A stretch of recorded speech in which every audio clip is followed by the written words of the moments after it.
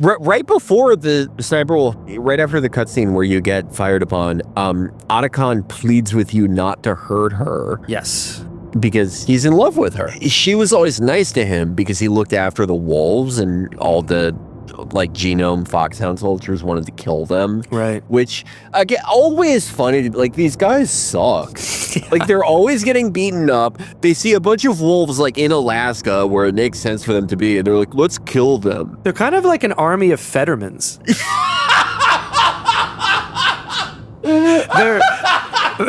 They're sort of maybe physically powerful, but they're really maladjusted and dumb and go whoa whenever they hear something. You know, how the boss, in Metal Gear Solid 3, it's the white flower petals. With Fetterman, it's birthday balloons.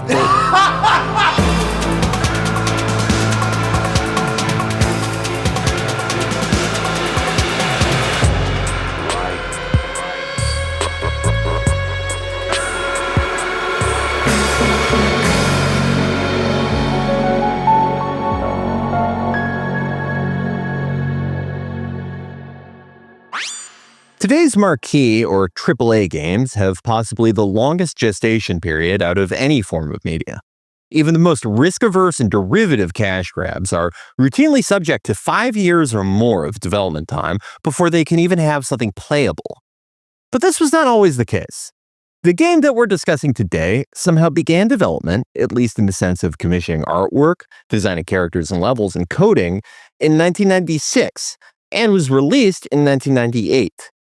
Seems impossible now, in a time where bulge bracket publishers and big-name studios seek to push whatever in-house or Unreal Engine-based creation to its limits by capturing things like glass condensation and the way that the head of your penis makes a gross outline in track pants. But Metal Gear Solid was not just conceived and birthed in less time than it takes to make a season of Bridgerton. If anything, it's closer to the concept of Mormon ensoulment cosmology, where individual souls just linger around, waiting for the physical body they will inhabit to be born. Of course, it had two predecessor games on the MSX and the MSX2, 1987's Metal Gear and 1990's Metal Gear 2, Solid Snake, respectively. Snake's Revenge does not count, even though Metal Gear 2 was purportedly made in response to its existence.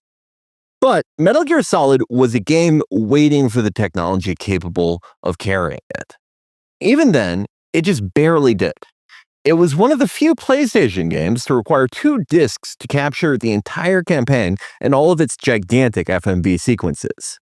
It had probably been kicking around in Hideo Kojima's mind in at least some form for quite a while, with concepts and themes visible in early 90s Kojima games like Snatcher and Policenauts. It's no accident that a chunk of the teams that worked on those games joined Kojima for Metal Gear Solid, most notably among them Yoji Shinkawa, the artist who has worked as the character designer and or the artistic director for everything from Metal Gear Solid onwards, after getting a start as a debugger and a mech designer on the first 2 Metal Gear games.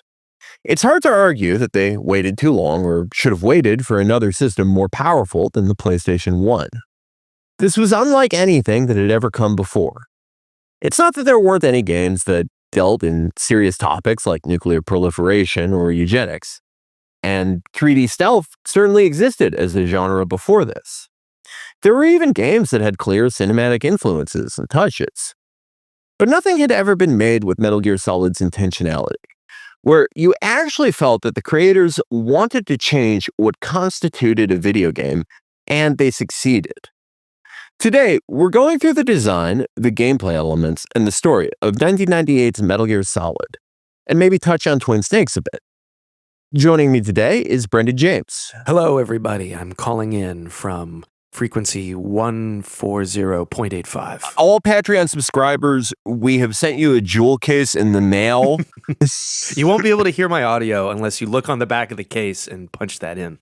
It's an anti-piracy measure. Yes. So you've replayed these games, the first 2 games, a lot more frequently than I have in recent years. And in the lead up to this episode, I not only played the Metal Gear Solid that's available on Steam as part of that collection that a lot of people have a lot of complaints about, But I also went and figured out the Dolphin emulator to play Twin Snakes again. And for those listening who are not familiar, Twin Snakes was a 2004 remake of the first Metal Gear Solid, which has since been reappraised by many fans as not all that great at capturing the spirit of the original, and from a gameplay perspective, actually breaking several elements of the original game. And it was very interesting for me. The only other time I've played Metal Gear Solid 1 in the last 10 years is when I tried to stream it after not having played it since before puberty. And predictably, it was just, I've never felt more like Darkside Phil. I was falling through the holes in the armory, getting beat up by a ninja. Trying to stand up when you want to crouch and crouching when you want to stand up. It can be a very difficult series in any of the games to kind of get back into the swing of it when you're rusty. Yeah, that was the main thing. Because I've played a ton of Metal Gear Solid 2, a ton of 3. Those are both games I've replayed probably 10 or 11 times. Yeah. And I put a shitload of hours into Metal Gear Solid 5 and Ground Zeroes. Same here. And that actually hurt more than helped, because as the games go on, the player character, whether it's Solid Snake or Big Boss or the brain damaged medic, you get more abilities. Mm-hmm. And the thing that I realized to my horror while playing it on stream, but also now just being able to play it by myself, was how this is so much closer to Metal Gear 1 and 2 than it is to any of the follow-up games. Absolutely. I was actually going to say this is as good a time as any to sort of, in our first episode, say a word about the MSX games, and especially their relationship with Metal Gear Solid.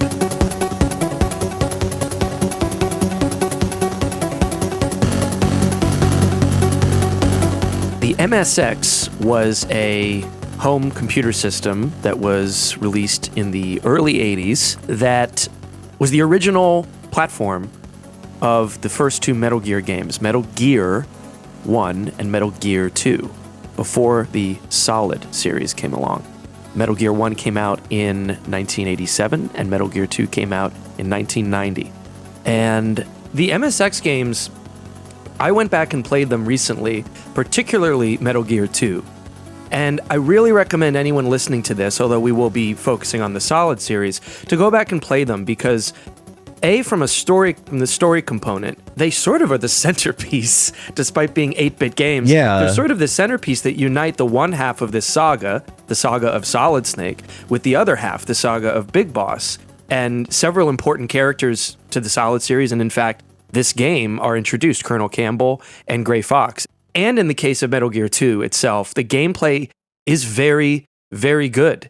There's a writer named Kat Bailey who described Metal Gear 1 as sort of more of a prototype, which I would agree with. But Metal Gear 2 is really, apart from the 8-bit presentation, a fully formed Metal Gear game.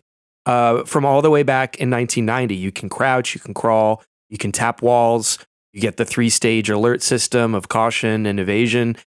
And Metal Gear Solid will essentially, while it is genuinely pioneering, it really is, in a large way, scaling up Metal Gear 2 with the power of a 3D console and all that Kojima wanted to do with that. So just for a lot of those reasons, I would recommend anyone listening who haven't touched those original games to do so. They're available in the HD collection and the Master collection, therefore. Yeah, and most of the marquee games in the series are retelling the story of Metal Gear 2. Yep. This felt like, he had to wait 6 years. Kojima had to wait 6 years to make the exact version he wanted to make, and he got to do it. And that's so rare in games, especially nowadays. Yes. Obviously, Metal Gear Solid is a lot easier to play than Metal Gear 2.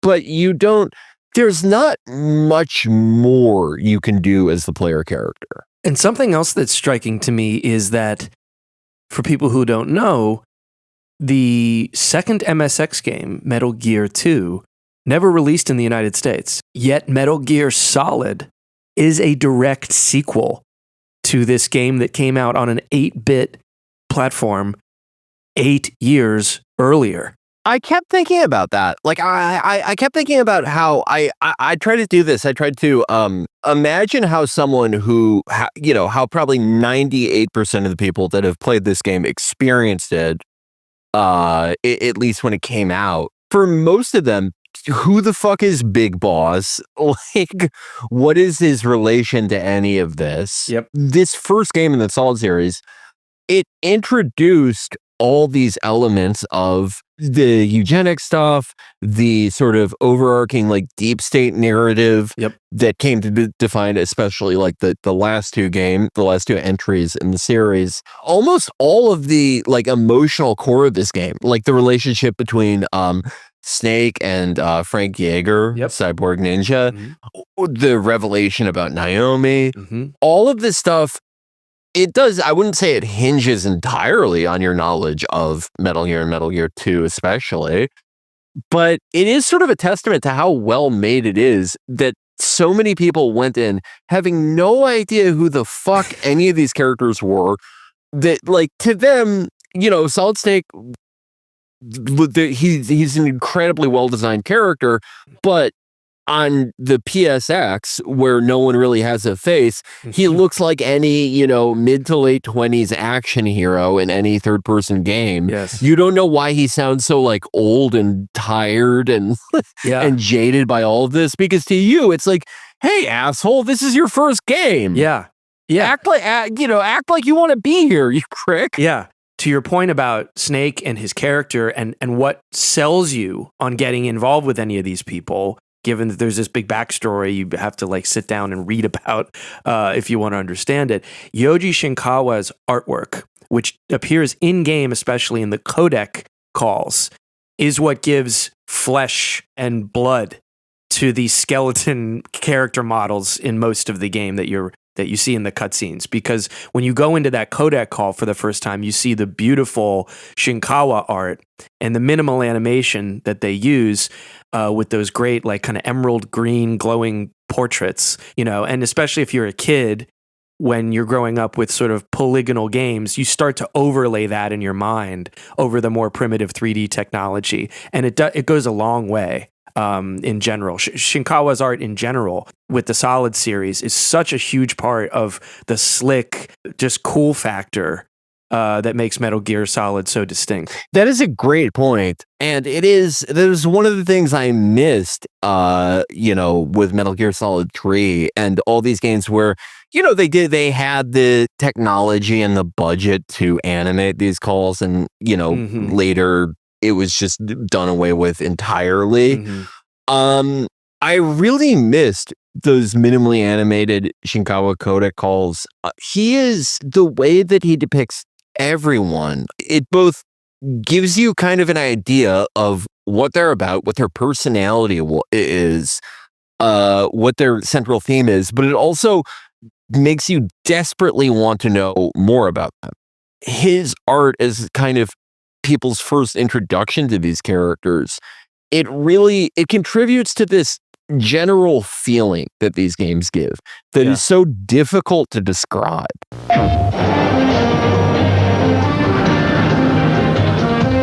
The critics agree Metal Gear Solid is an absolute masterpiece. Games just don't look any better than this. The best reason yet to own a PlayStation.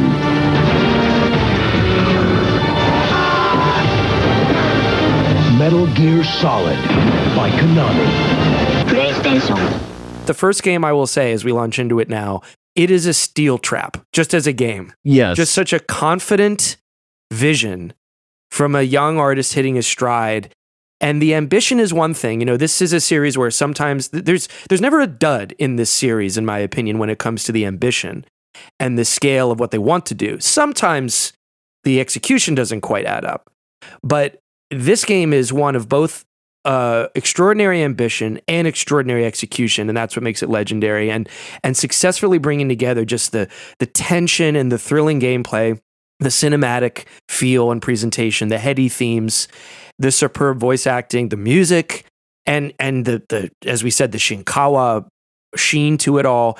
That's what makes it an all-timer and probably one of the best games ever made, especially on the PlayStation 1. Yeah, absolutely.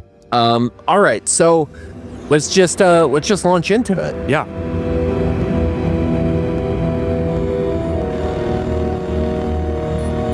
The nuclear weapons disposal facility on Shadow Moses Island in Alaska's Fox Archipelago was attacked and captured by Next Generation Special Forces, being led by members of Foxhound.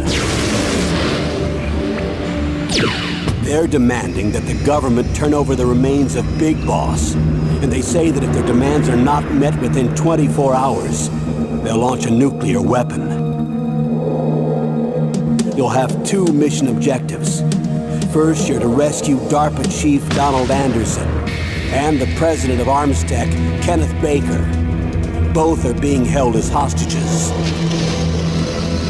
Secondly, you're to investigate whether or not the terrorists have the ability to make a nuclear strike and stop them if they do. So we start out on a nuclear submarine, the Discovery. You see the physical nuclear submarine, but this is a segment that's carried almost entirely by Shinkawa illustrations.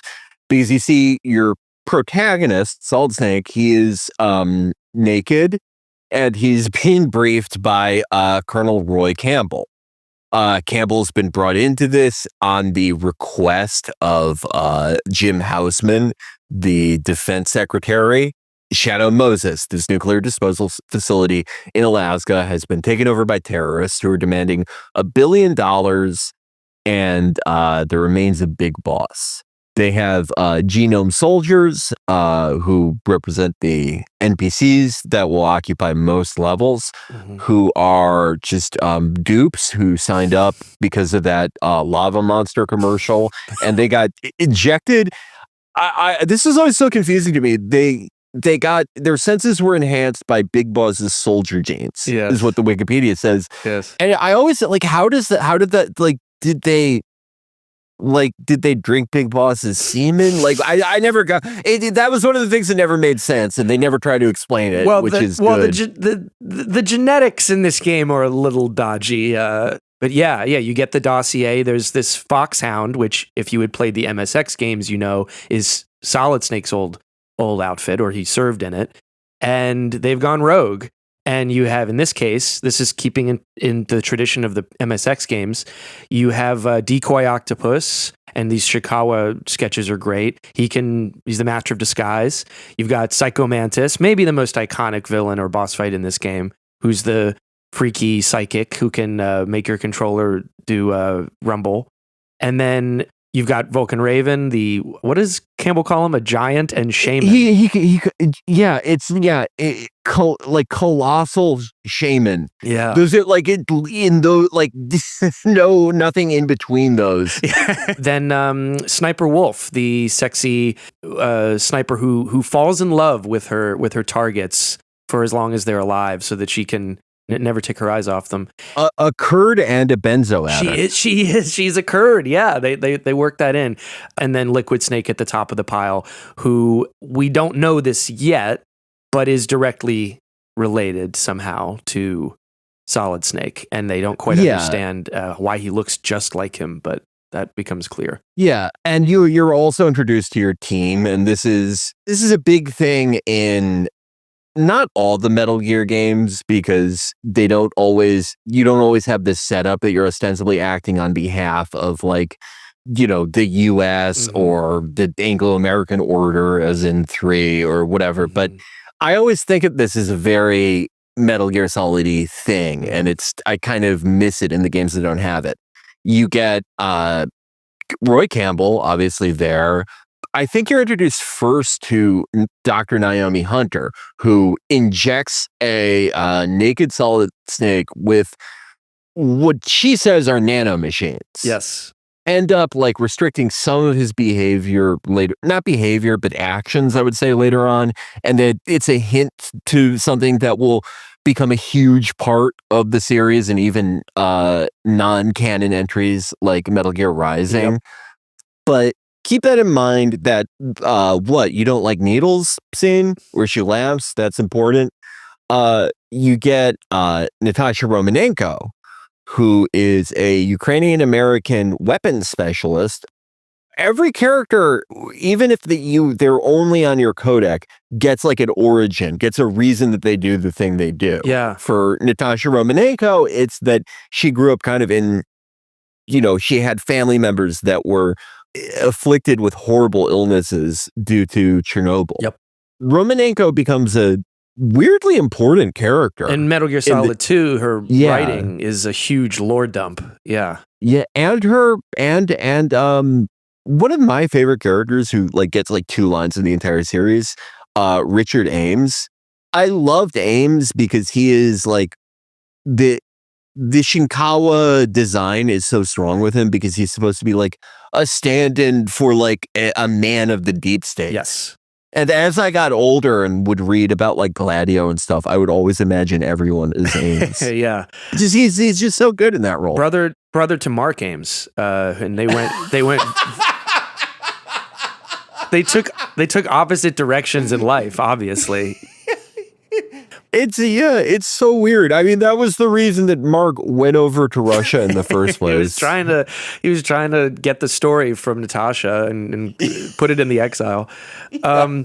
Yeah, and also Mei Ling, the strangely thick accented Chinese lady, even though she grew up in America. But Snake immediately hits on her. I think he hits on pretty much every woman. Oh yeah. He was kind of smooth. He was kind of smooth though. Smooth. Like you get the sense that he studied under one of those pickup artists who wears like a big fuzzy hat, and he just figured out the most efficient way to have sex, and he just did it for the experience.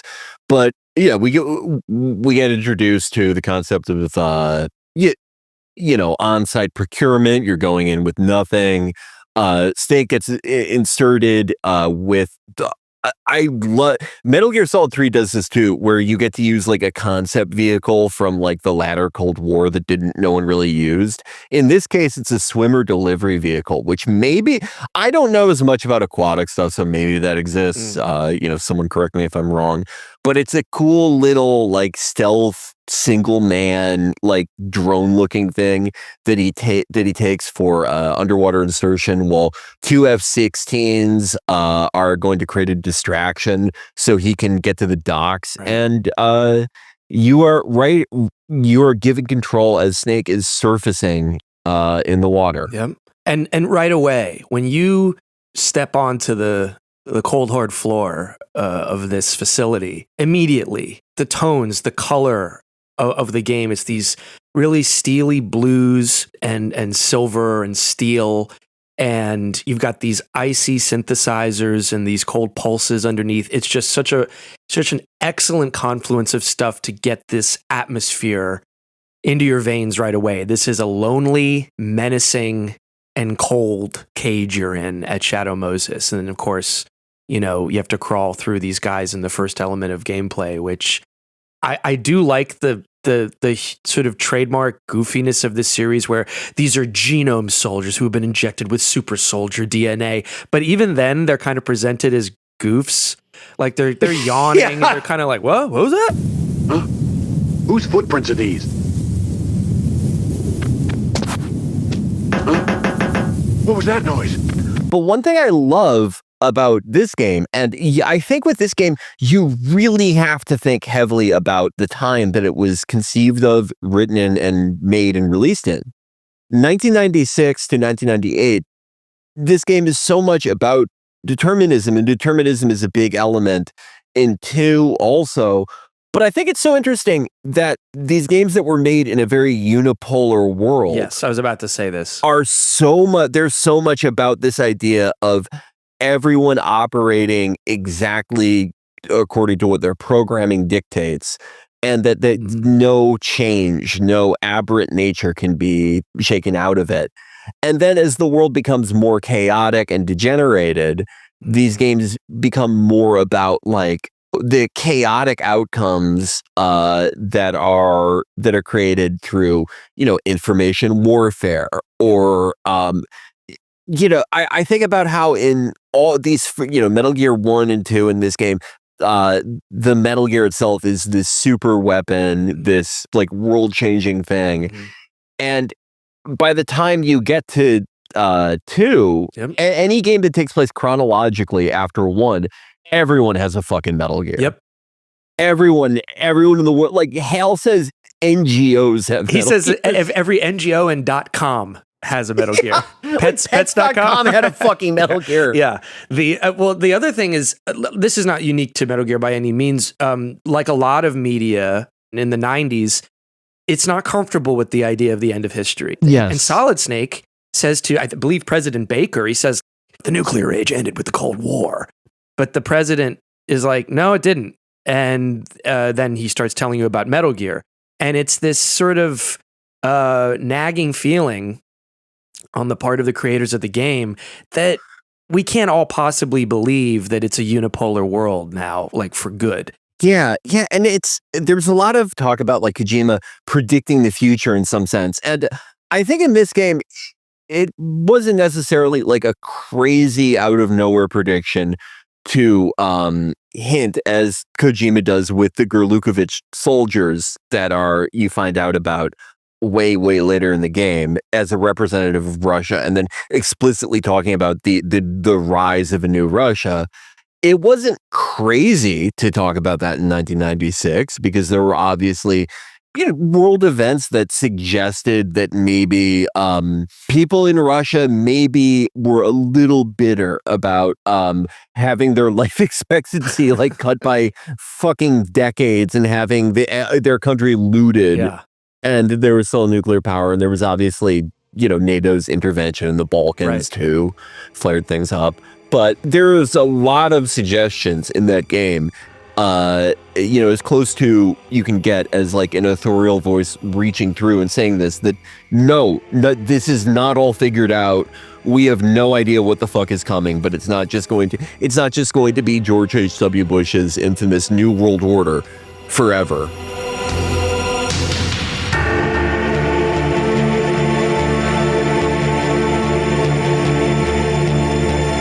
So this doc segment is great, and it's a great introduction for figuring out kind of the core gameplay loop, which is observing the patterns of guards, and depending on player choice, there's a very funny neck snapping animation you can do if you're able to sneak up behind them. But for the most part, you're going to be doing a lot of avoiding. Yep. You're going to be avoiding most guards. That is how you are going to progress the game. And this segment is great because it introduces both that and hazards like cameras, which, because you cannot aim in first person, you either have to employ chaff grenades, which you obviously don't have just coming out of the water, or figure out a way to, wait till they move all the way to their other, 180 degrees to the other side of their field of view and hug the wall. And I think that there are more than like 6 guards in this entire segment, split up between different, screens on the isometric view.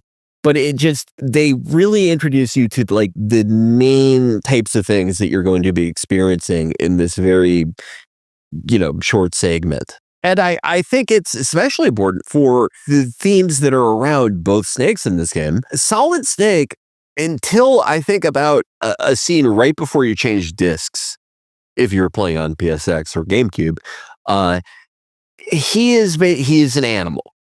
He is an animal who just doesn't have the motives, or I get unknowingly at this time doesn't have the means to reproduce. Right. But he just survives out of instinct because that's all he knows how to do. For him, surviving oftentimes means killing dozens and dozens of people and internalizing it in a way that does not hamper his future ability to kill and survive. Yeah. He doesn't even really know why he's surviving. When directly asked, he's not really close to anyone. the only thing he seems to enjoy is mushing, the thing where you like make dogs pull you on a sled. And he's sort of like an animal that like becomes ensouled, becomes a man by the end of the game. With Liquid, he's an interesting foil for the reason that he's not killing to survive, and he knows that he can't pass on his changed genetic information. With Liquid, it's hard to figure out his motives, save for like he's trying to figure out like the best way to go out in a blaze of glory. How can I take billions with me? Well, he's the ideas guy. Yeah. And Snake is the artist, where he's a great professional killer. It hadn't occurred to me quite this way until you just said that, Felix, that, you know, spoiler to people, both of these characters are clones of Big Boss, who is the perfect soldier.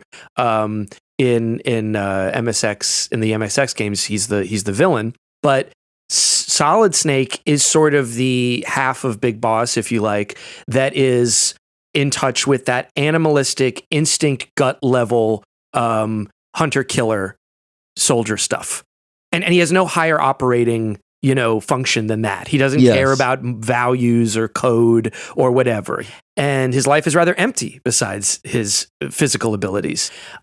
Liquid is the side of Big Boss who's scheming, who's thinking about the ways to, you know, create utopia, at least his own twisted idea of utopia, and his master plan, which is also a huge part of Big Boss. But neither one has the other side of Big Boss's persona, which is why they're in such contradiction to each other. Yeah, Big Boss had this charismatic not mask. I mean, we get to know him a lot better, but there was something about him that made people want to follow him. And there was a genuine humanity to him that, you know, Solid Snake eventually kind of grows. He goes in the opposite direction of Big Boss.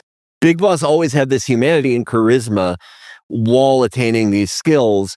And eventually the humanity gave way to his, I think ultimately, if we're going by the final retconning, his desire for revenge. Mm-hmm. And he ends up doing horrible fucking things. Liquid is, I think, like the most emblematic line of Liquid to me is when he's talking to Ocelot, which, by the way, I never got how all these people just happily decided to work for the version of Ocelot and wanted to, because it's like, hey, you know that guy who, like, his accent is just scheming, who's always hissing, who literally and twirls a mustache as he's talking to you. Yeah, that should be my number 2 in this terrorist operation. Yeah, but Liquid goes. And this line is captured so much better in the original than fucking Twin Snakes. There was magic in this original recording, even though you according to some people in the PSX, you could hear cars passing by in some lines.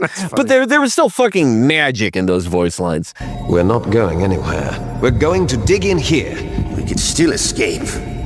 We've got the most powerful weapon ever made, and we're about to ally with Galukovich's forces. Are you going to fight the whole world? And what's wrong with that? When he goes, what's wrong with fighting the entire world? And it's genuine. Yeah. He's like, I'm trying to recreate Big Boss's vision. No, he wants to go out. He wants to like suicide by cop, but in a way that kills like everyone on the planet. And the voice actor, I can't remember his name. It's Cam Clark. Cam Clark is very good at evoking this. He's amazing. He's just kind of a bratty wannabe and imitator. Yes. Oh my God. Yeah, we haven't even gotten inside yet.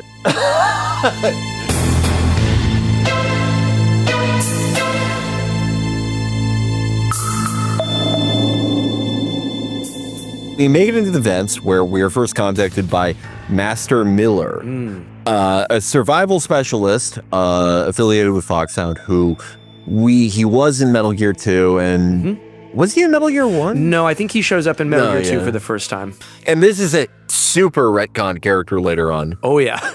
Maybe the most of any of them. But in this game, he's just kind of that same character of call me if you need advice on, a specific topic. Yeah, and he's not officially he's not with the Discovery crew. He what he says is, I heard about this mission, so I did from Campbell, so I decided, which is like, is that how fucking Black Ops were? Like, oh, I heard you were doing a Black Ops mission against it about a nuclear weapon that cannot be revealed to the world. This shameful genetic thing. Can I come? What's the move, dude? Yeah, he invites himself to this, apparently. Although, we can maybe later realize why it's a little strange that this is how he. Another very funny joke in that revelation that I want to talk about, but anyway, yeah, you could call him with tips, which are either counterintuitive or just really like, why would you give this tip to not just like a super soldier fucking psychotic Black Ops killer, but like anyone? Like his tips, his good tips are like, don't just sit there and be killed. Look at what your enemy does and figure out a way. It's like straight. It's like, okay, thanks, man. But yeah, you follow the rats through the vents. You finally end up inside in the tank hangar, and this is there's some verticality. This is where like more verticality is introduced inside Shadow Moses. There's a lot of backtracking in this game, and every time you backtrack, as your life bar increases and you have more items and you are more adept at the game, they beef up the security. But this time there's only like 2 sentries and they're below you, and you kind of learn about how running on certain floors will attract them and how you can use that to your advantage. Maybe you grab the SOCOM on the docks, maybe you didn't, but you make it through. You take the elevator down. There's some more vet stuff. That base must have some kind of ventilation system to recirculate the air. There should be air ducts around there somewhere. I really love any game that has crawling in vents is a big thing. You go through the vents, and this is when you meet Donald Anderson. Yes, this is one of the hostages, the high-value hostages we're here to rescue. The DARPA chief, Donald Anderson. DARPA being the Defense Advanced Research Projects Agency. We come down and meet Anderson. Anderson is alluding to a bunch of questions that Snake has not thought about, and they're kind of weird to ask. Like, does the White House know about this? He alludes to maybe his superiors knowing more. He explains how there are 3 PAL cards that can disable the launch. The card keys. Card keys? They were designed by Armstech, the system developers, as an emergency override. Even without the passwords, you can just insert the card keys and engage the safety lock. And if I do that? Yes. You can stop the launch. We see a female soldier in the next cell over who notices this conversation. And this part is so funny. This is the genome soldiers suck thing, where Snake and Anderson are talking at like normal volume, and it would presumably echo in this very empty cell. And the guard walks by and goes, "Hey, shut up in there." And it's like, what do you think he's doing, you fucking idiot? Keep it down in there, everybody. But just when we think we're about to rescue this high-value hostage, who just then is getting a little cagey about the details of whether or not everything is going to the terrorists' plan, he has what appears to be a very 1998 cutscene cardiac arrest and dies right in front of us, and we have no idea why. So the plot is thickening. So does the White House plan to give in to the terrorists' demands? That's their problem. It has nothing to do with my orders. But what about the Pentagon? Pentagon? What is it?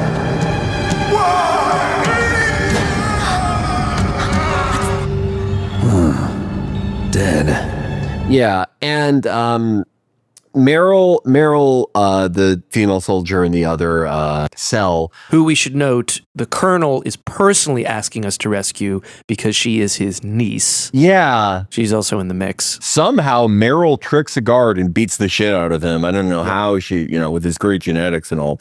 But she goes, Are you liquid? Which is kind of a weird thing for the player if they don't know what's going on.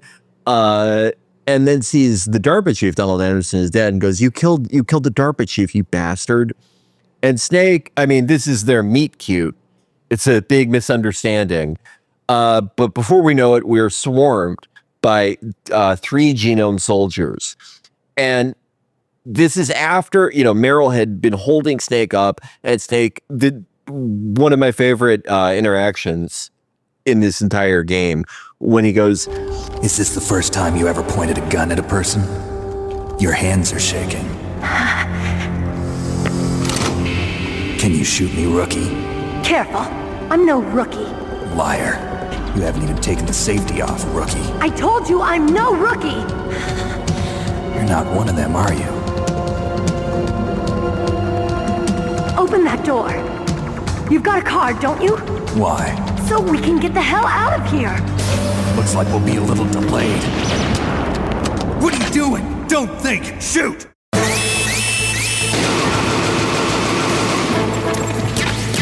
right when the soldiers come in, she points her FAMAS at them. And hopefully you have the USP at this point. Hopefully, or the SOCOM. Hopefully you picked it up.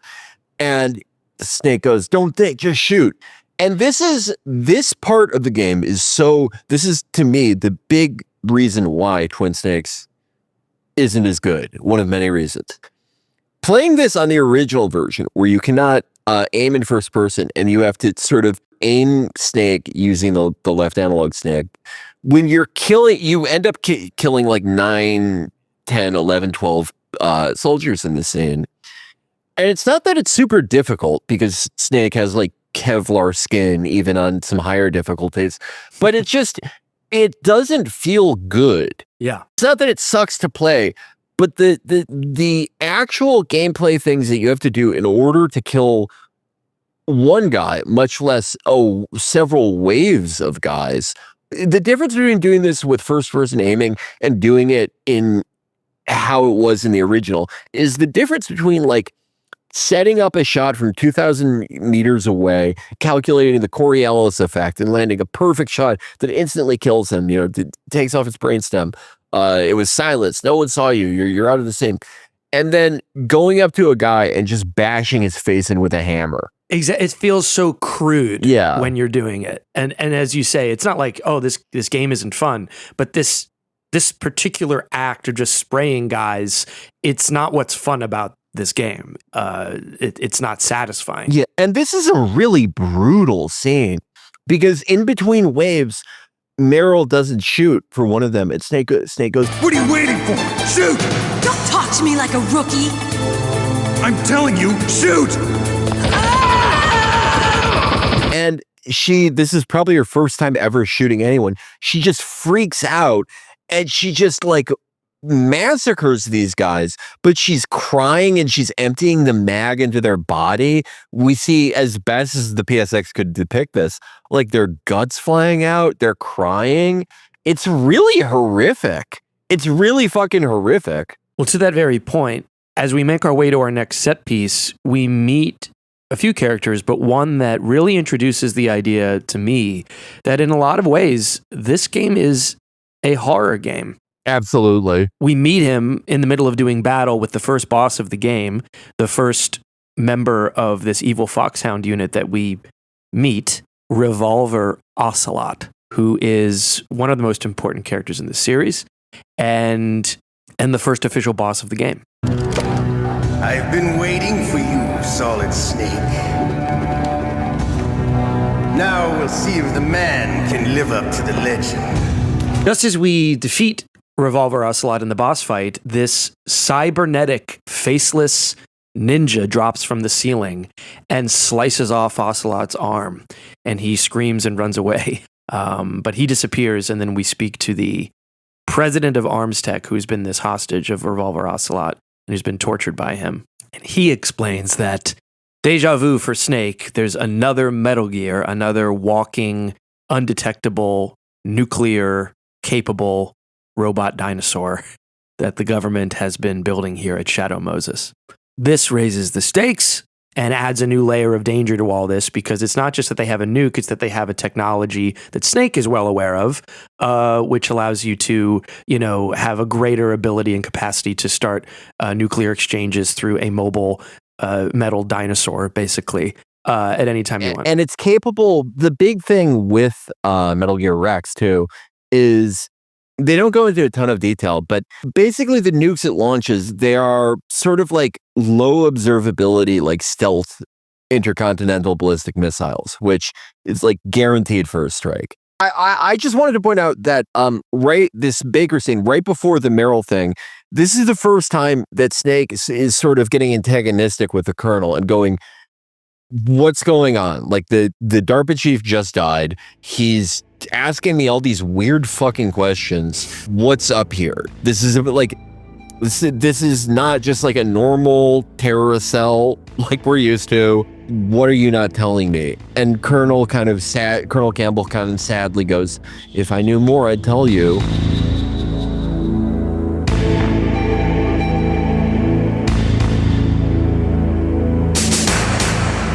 So we're on the move because President Baker of ArmsTech, his heart also exploded.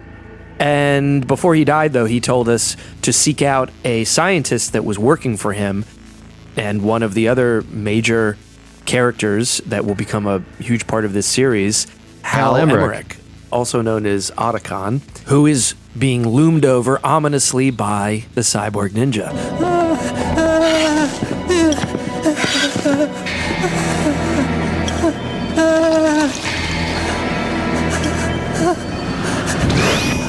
Stealth camouflage?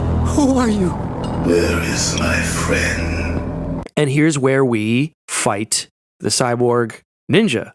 After Otacon wets his pants, which will become a slightly bizarre trademark of that family in this series that everyone in the family does every time they're discovered in a locker.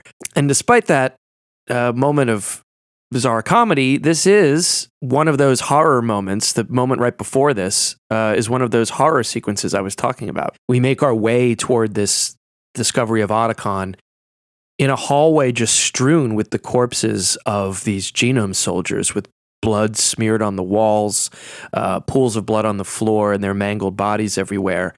And there's just classic horror ambiance, and it's spooky.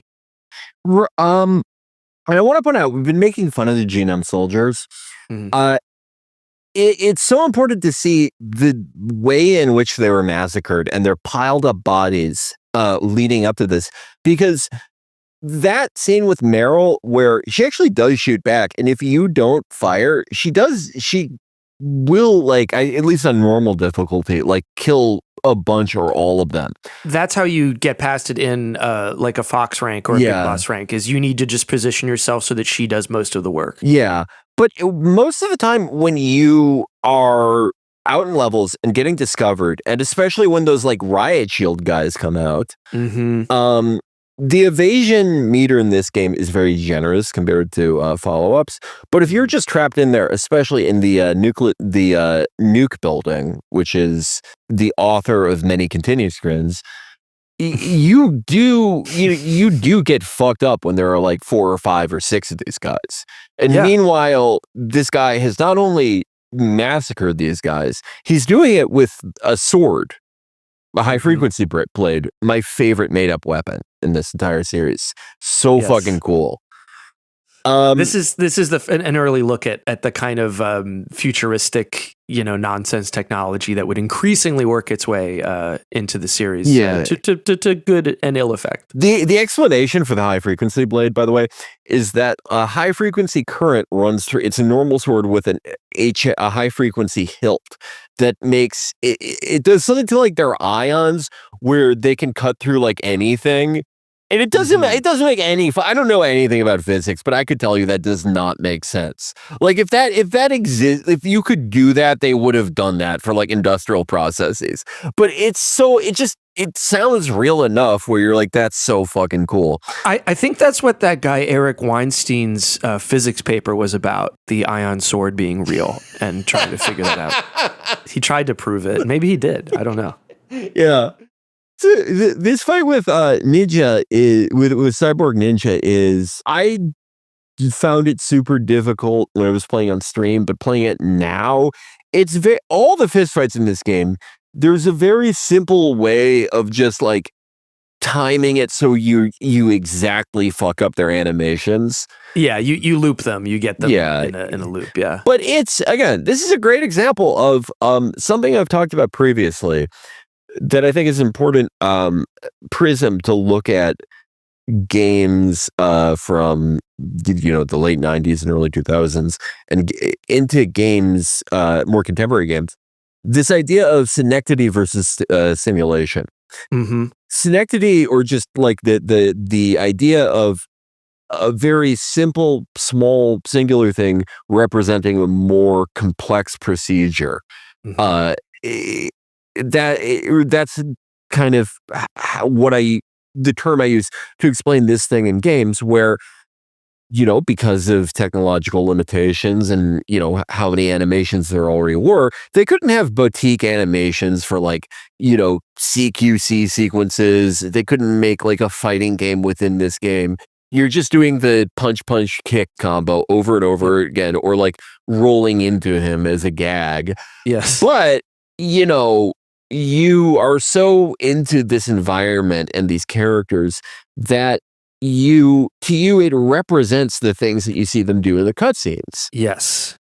Which is, and maybe here's a moment for a Twin Snakes sort of direct comparison. Snake, it's showtime. Okay, I'm ready to go.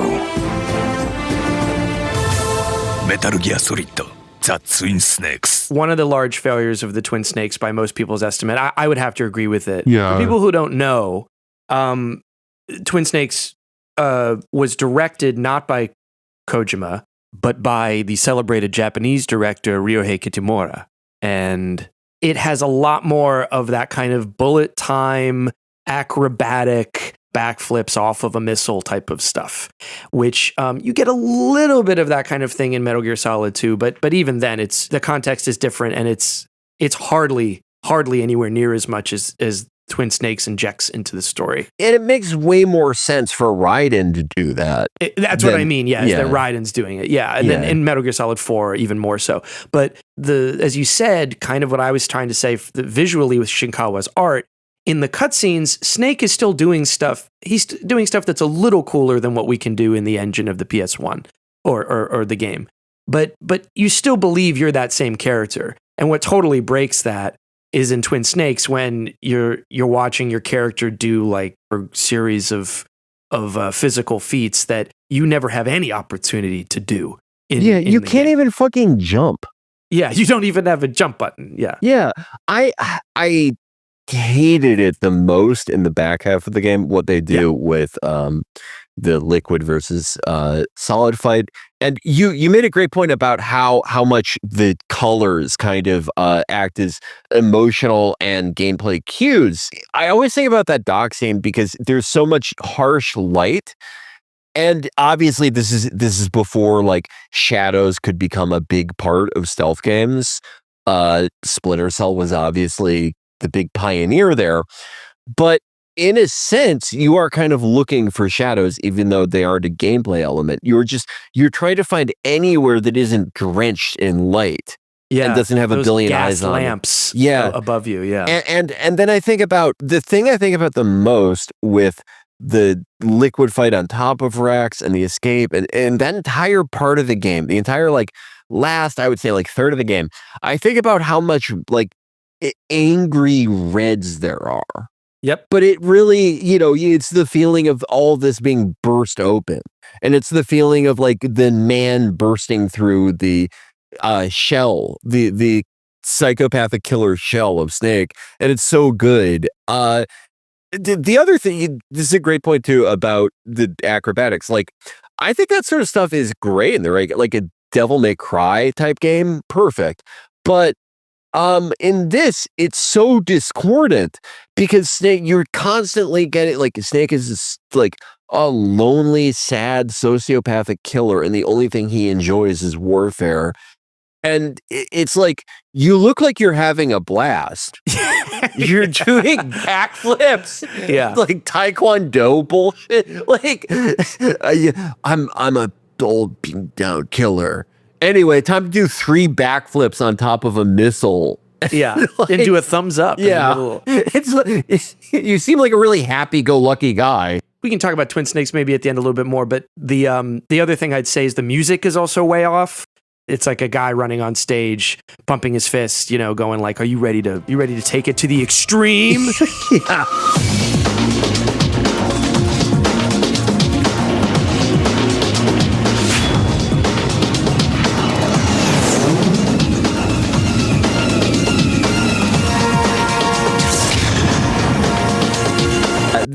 that is, I mean, I don't want to like sound like I am completely like dumping on every part of it and like dumping on the people that made it, because it is like, it is a bitch of a task. And if you think about it, like they were asked to do a remake of a game that came out 4 years ago, which is insane.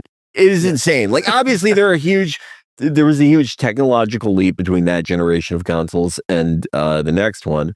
But there are just so many more ways where you can fuck it up and get everyone mad at you than there are ways to nail it. I barely know of any outside of the Resident Evil remakes where people are like, you nailed it. Like people hate a lot of stuff about the Blue Point remake of Demon's Souls, even though they like barely, the only way they touch gameplay is to like make a couple things like not soul crushingly inconvenient because they hate the art style, which is a fair criticism. It just it seems like the shittiest task in gaming. But I think that title card sequence and the choreography and everything is they all point to something, which goes back to the arrogance, not of the studio, but of the people that at Konami that were just trying to squeeze as much cash out as possible, which is that there's an arrogance to Twin Snakes, which is like, yes, this is like the best technology will ever be. So this is the perfect capture of it. And it's like, you know, in 3 years, there will be something way better. Like if you were going to do this, you should have done it then with the PS3 or 360 generation, but you know, whatever.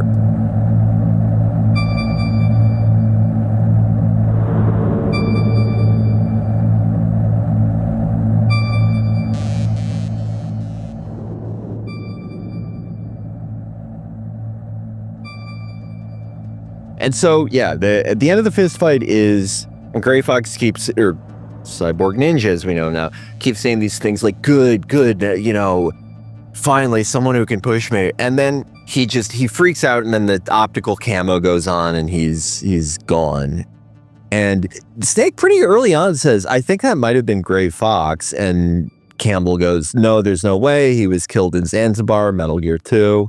And you get a character introduction with Hal Emmerich, Otacon. 3 generations of Emmerich men. We must have the curse of nuclear weapons written into our DNA.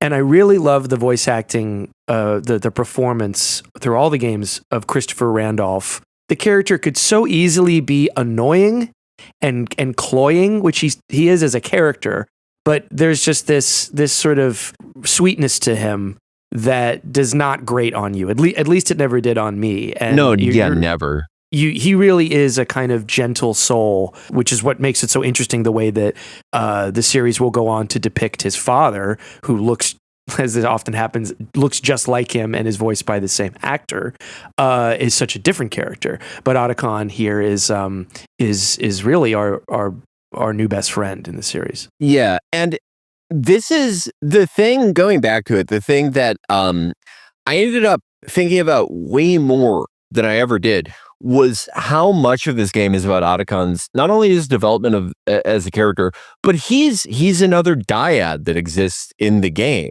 Because we alluded to these sort of central jokes and the central jokes that exist within the themes, and how for this game the theme is genetics and determinism. And for you know, he and Solid Snake they're a dyad in themselves in this way. For the idea of genetics and family history being destiny, when Snake, he doesn't think about his past. It seems like he's avoiding it. He doesn't think about why he exists. Otacon, on the other hand, is sort of paralyzed by his origins and his, as he calls it, familial curse of his family being involved in the creation of the atomic bomb and making weapons. And of course, the tragedy is he ends up making the Metal Gear.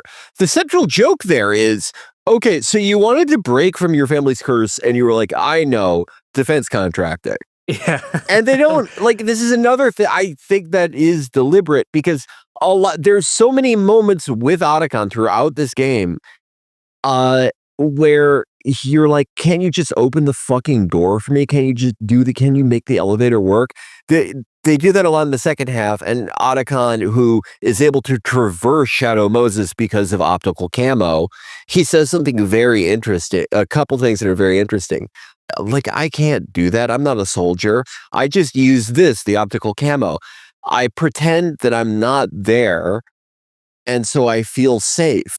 And it's so interesting because his response to the family curse, passivity and like self-pity and just being mired in tragedy and just being paralyzed by it.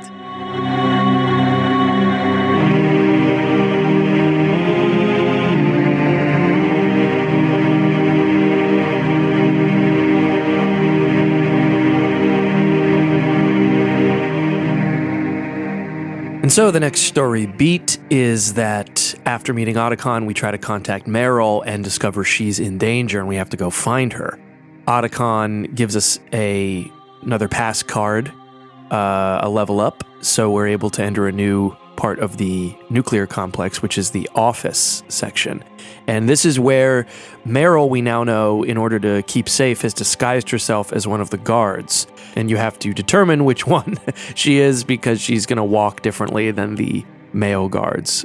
And then, of course, follow her into the bathroom when she begins to walk that way and just walk right in. You lean up against a pillar on the women's bathroom that's on the right side of this room, and you follow her into the bathroom, which is what you should do with any girl that talks to you.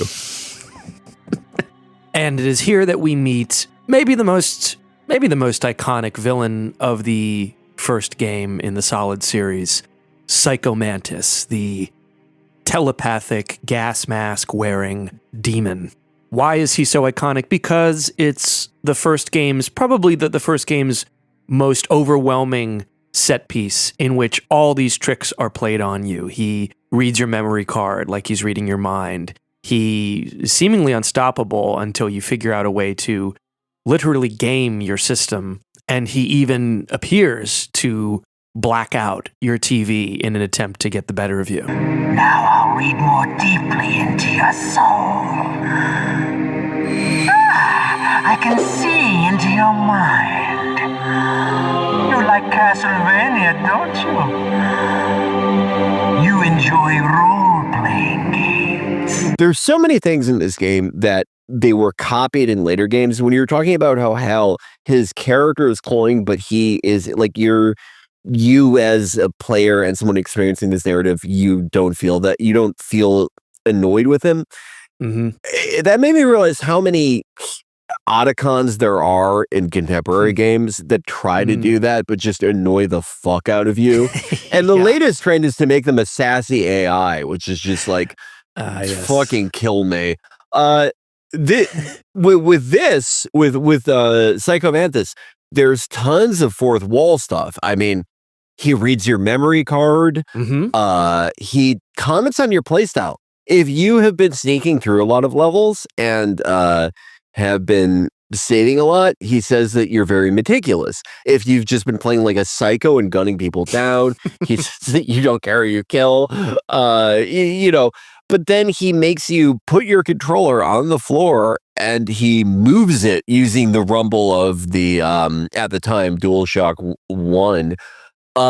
This is a fun thing to talk about now, but no one did anything even close to this at the time. And of course, the other aspect of the boss, because it's a fun boss fight, apart from the theater of it. But the other part of the theater is, in the middle of the fight, he will suddenly scream, "Blackout!" And the screen in the olden days, where you would normally, if things were disconnected, see video in the green font, says Hideo. I was watching a documentary, YouTube documentary about the making of this game, and apparently, I never knew this, Kojima was nervous about making a game this length with like full voice acting in FMVs for cutscenes because he didn't feel his script writing was good enough to carry that length of a game. And I think what people interpret now as like, self-referential, aren't I amazing for like breaking the expectation of the game.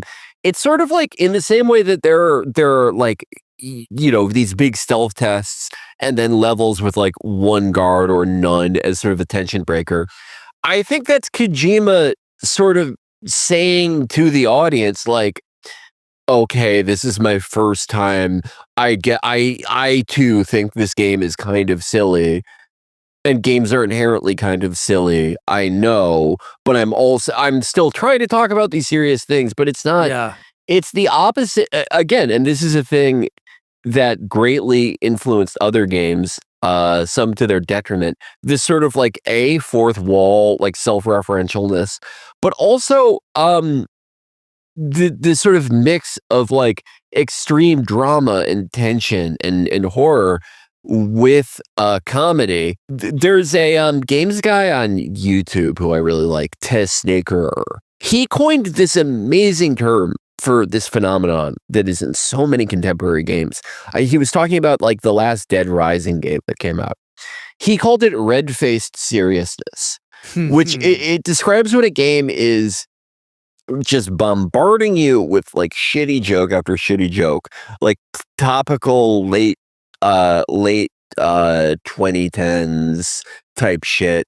Then there's still a narrative like in any game, and they'll get serious for like a minute, and then they're so embarrassed to be committing to something that they increase the rate of shitty jokes by a factor of like 3 or 4 times. Yes. And it's, maybe I'm just clouded by how much I love this series and how much I love Kojima and Ishikawa and everyone who worked on this. But it just, with this, it feels so human. And it's actually interesting and especially at the time novel. But with, the sort of shitty contemporary example, it just feels like sort of with like that Taika Waititi style of like constant riffs. Okay, well, do you give a shit or not? Why am I supposed to spend time and money on this if you fundamentally think this is stupid and you're the creator? It's a great point about the humor of this game, which it is strange. Like I said, the endless pissing of the Otacon family was something that the nature of the humor, where it is goofy and it is in many ways strangely lighthearted against these very dark themes that are also trying to juggle. I won't say it always. I mean, like you, I'm clouded by how much I love the series, but there are moments where I can say like, this didn't really work for me or this or that. It's never, as you say, it's never winking and going like, oh, great, a nuclear bomb, said no one ever. You know what I mean? Yeah. It's never doing this lazy shrug to say like, don't worry, we think this is lame too. Do you think this is lame? Exactly. And I think this is a great moment when you reach this point with Psycho Mantis, where it's just having fun with it. So he's throwing stuff around the room, and it's really the biggest wall breaking moment of it is that you have to think. And I don't know if you did at the time. I played these games in my 20s, not when I was young. You have to realize to unplug your controller. Is there a hint? Maybe the kernel tells you. Yeah. The kernel tells you, and that's actually, at least for the emulated version, you have to wait for the kernel to do that. And also the annoyingness of figuring out how to switch a controller port in emulation was a whole thing. Yeah. In the Master Collection, you have to hit the pause screen and go to a strangely, in any other context, unnecessary menu to say, oh, I'd like to be playing from controller slot 2, please. But it's just so that this can still work, which is fine. I mean, you got to make it work somehow. But yeah, I mean, and then Psycho Mantis doesn't know how to fuck with you because you've changed your controller port. And then you get a little sad moment with Psycho as he dies, in which, foreshadowing things that will come up in later games, you hear a little bit of his own story. I think he's from Russia, right? And he had a strange telepathic gift. Yeah. The first thoughts he heard, because he killed his didn't kill her. His mother died in childbirth. Mm-hmm. And I think that's on him. You can say. Yeah, he knew what he was doing. But his father obviously resented him, and he was so disgusted by this. He burnt his village down. And when Snake is kind of disgusted and goes, "You burnt your village down to bury your past." And then Mantis says, "You've suffered the same fate. You killed your father, Big Boss." After he says, "You're even worse than me" to Snake, there's a great scene that gets followed up on during the canonical ending where Meryl goes, "Do you have a name?" And he goes, "Names aren't important on the battlefield." How old are you? "Old enough to know what death looks like." "Do you have anyone you care about?" I don't really care to get close to anyone. And she goes, "You're a sad, lonely man." And then then you have to spend the rest of the day with her. Reminds me of a lot of IKEA trips I've taken in my life. The hinge prompts should just be those questions. And then I think you'll get a good idea of who you're connecting with.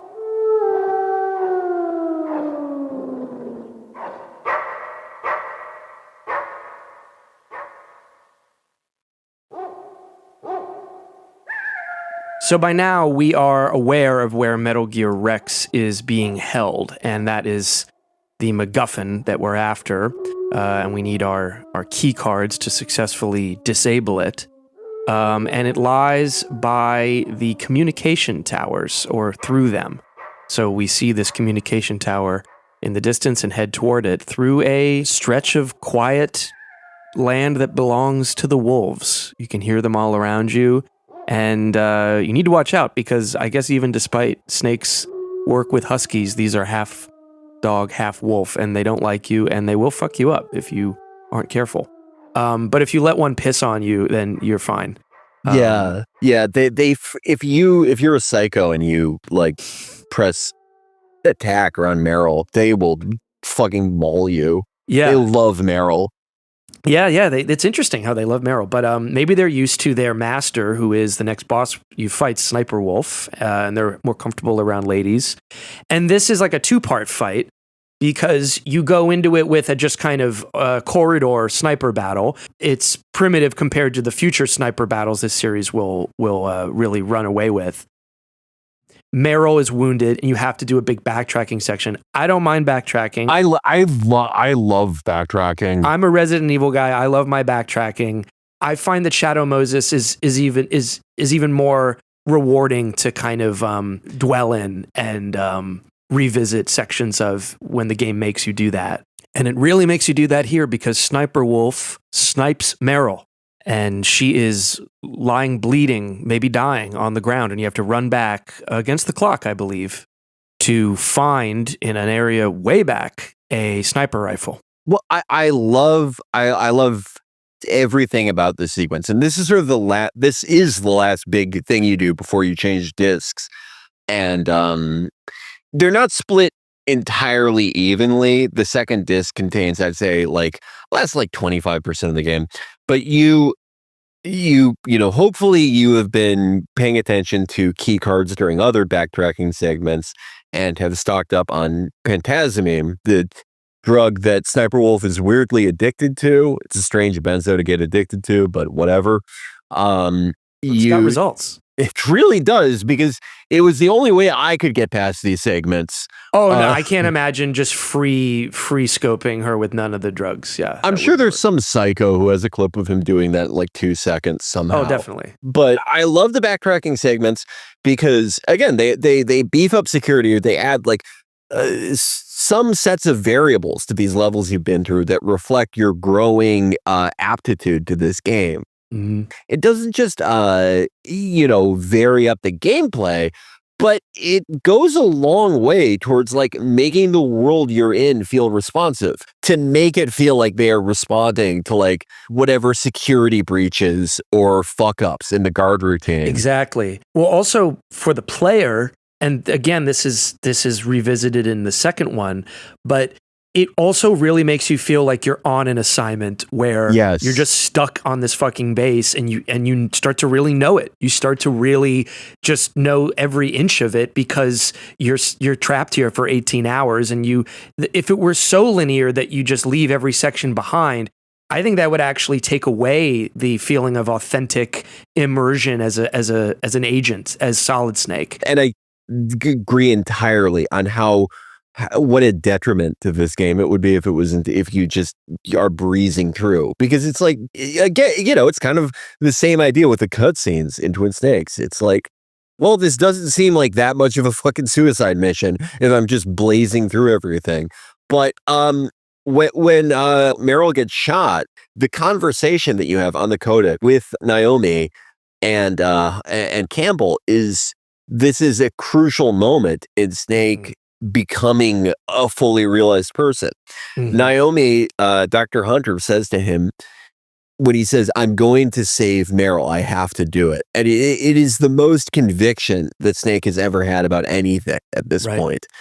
And she goes, you don't have the genetic makeup of a savior. You're a killer.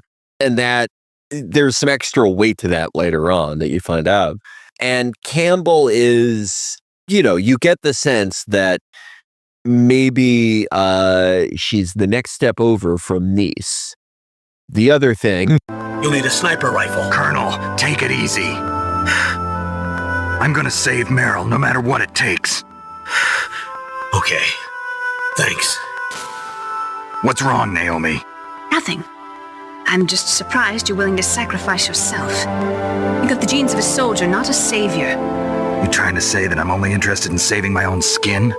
I wouldn't go that far, but I don't know what the hell my genes look like, and I don't care. I operate on instinct. like an animal. I'm going to save Meryl. I don't need an excuse. Okay. And so we backtrack to many, many levels previous in Shadow Moses and get the sniper rifle. Against the clock, we run back, do battle in the corridor on the way to the communications tower and take out Sniper Wolf. But as we're about to enter the building, we are ambushed and captured and wake up chained to a slab, ready to be tortured by Revolver Ocelot. by the way, the scene of Snake getting captured is another Twin Snakes.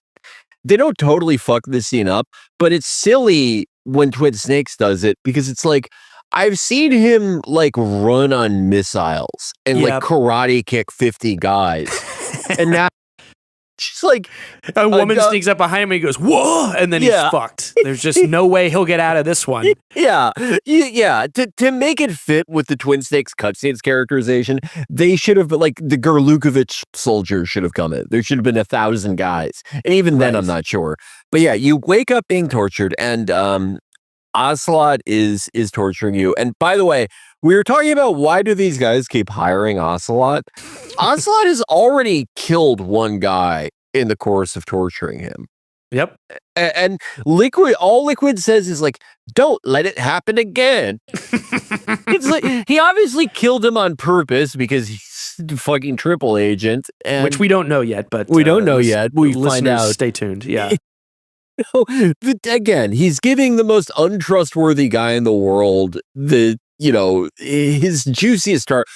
For Liquid's personal stakes, his juiciest target. And as that target here, we as the player are warned by Ocelot breaking the fourth wall in a way that this game does very cheekily, as we've seen.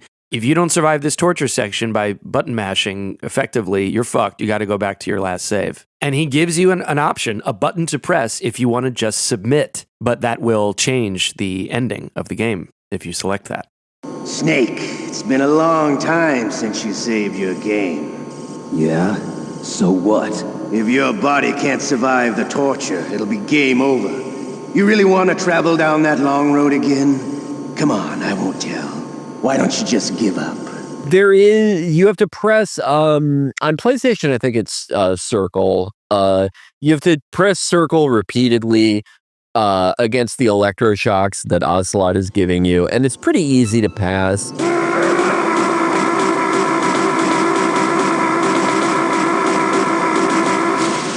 If you die, it isn't that you failed the torture, you just get sent back and have to do all this depending on where you save, backtracking. It's your last save, right? Yeah.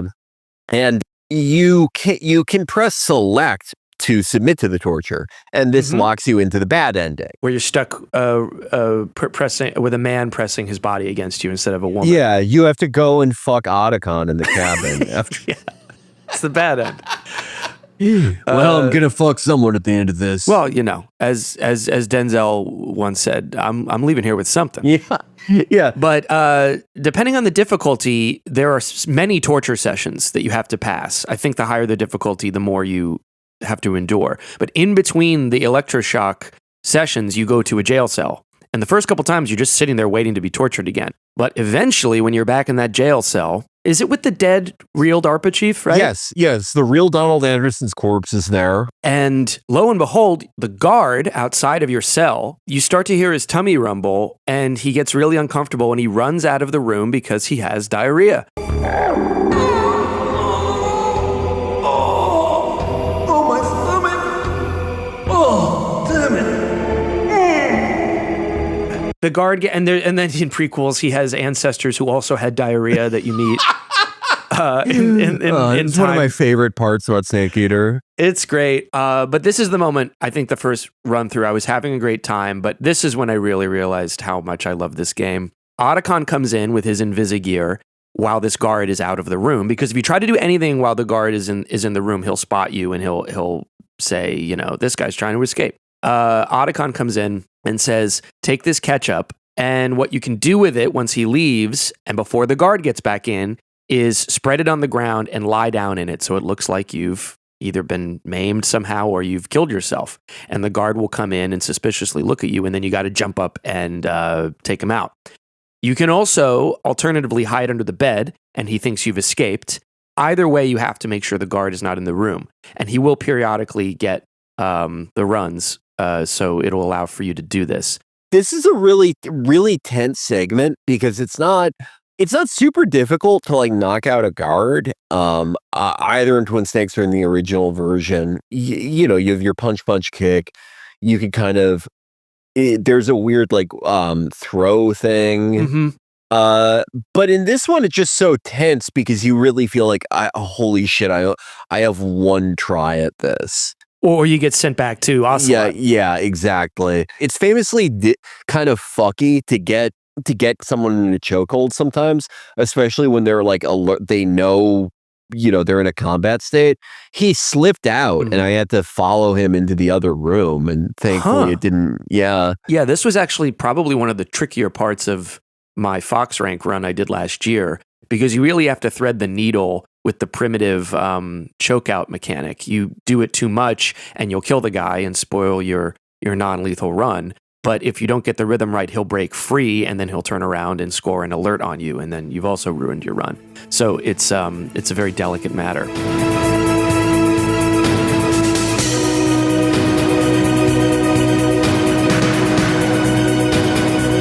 So you grab your satchel, you get your gear back on, you're back in action, and in fact, you're ready to confront, at least on the harder difficulties, one of the more intense parts of the game, which is running up the communications tower, a seemingly endless staircase in which seemingly every Shadow Moses genome soldier is on your ass. But once you do that, probably through the use of well-timed stun grenades, you get to the top of the tower and you're ready for one of the best boss fights, in my opinion, which is the Hind D helicopter attack, being piloted by Liquid, who's starting to tell you more, who's doing the very Metal Gear thing of sassily teasing you during your boss fight in which you're fighting to the death with little quips about lore.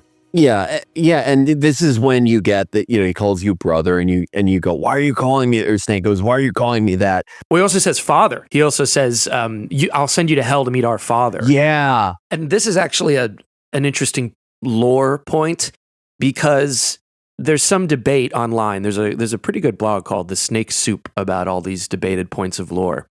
And there's a snatch of dialogue in one of the codec calls. I can't remember exactly when it comes up, but it's a ways into the game, where Snake says to the Colonel that Big Boss once called him his son. And that does not actually happen in the MSX games. That is a retcon that Big Boss suggested this to Snake. But Snake sort of dismisses it almost as if it was a way that Big Boss was trying to psych him out or confuse him. So at this moment, Snake does not have an awareness that he is in any true sense related to Big Boss. So that's why it matters that Liquid is increasingly using words like brother and father in referencing him and the deceased Big Boss at this point, as he's whirling around this helicopter firing at you. So, the snake's finally come out of his home. Are you ready now, my brother? Why are you calling me brother? Who the hell are you? I'm you. I'm your shadow. What? Ask the father that you killed. I'll send you to hell to meet him. And I love the Hin boss fight is incredible for all the reasons you described. And it's also a great example of something they do incredibly well throughout the entire series, which is they introduce a mechanic to you through a boss fight or through a gameplay segment without tutorializing it. Like this is when you learn how to use the Stinger missile. The trajectory and the speed of the missile, how long it takes to lock on. There's a great tension in how scary it is to stand still and aim this thing against a gunship.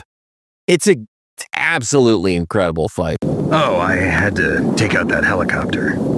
Helicopter? That's incredible, Snake. Listen, I just want to make sure again. This is the way to get to where Metal Gear is being stored? Yeah. The entrance to the underground maintenance base is towards the back of the snowfield ahead. Also want to put out a great copy directly from Metal Gear 2 segment that precedes this is when you're in the elevator. And during this time, there's more Otacon character development with him. He's alluding to how there were 5 stealth camos and 4 of them are missing. And there was something wrong with the elevator. It said it was over the weight limit, but Otacon, only weigh 135 pounds. I always wonder about the heights of these characters. But anyway, you're on the elevator and it turns out there are 4 not regular Jagoff genome soldiers, but some of the tougher ones are in stealth camo and they've surrounded you. And this is another tough, figure out the most efficient way to DPS these guys before they DPS you fight. And it is taken directly from a thing in Metal Gear 2. Yes, as is, we should add the Hind D fight. Yeah. And yeah, I love that moment in the elevator. I think that's where Otacon's Shinkawa sprite profile gets real close up against the Snake. Get out of there! That is such a good. I need to go back and screen cap that. It would take at least 5 people to go over that limit. Look out, Snake! The guys who stole my stealth prototypes are in there with you. Too late, Snake. Now die. And then you have to, you can throw them, you can run around, but you gotta think fast.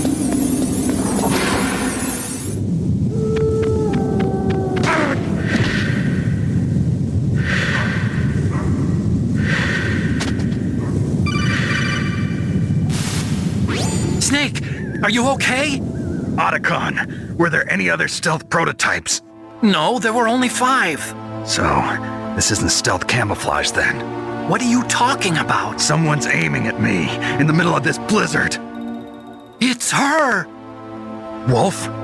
Sniper Wolf? Yes, it's her. It's definitely her. Otacon, you sound like you're happy. No, I'm not.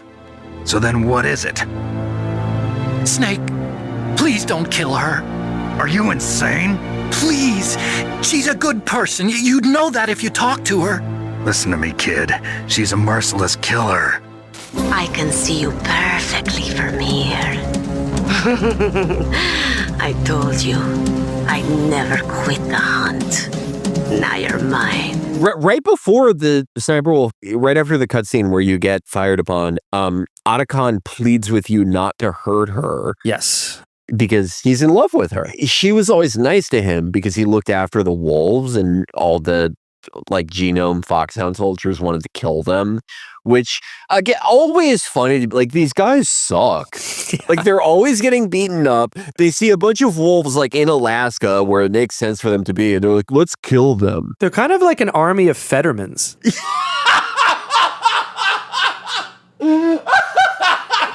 they're sort of like maybe physically powerful, but they're like really maladjusted and dumb and go whoa whenever they hear something and want to kill animals and people.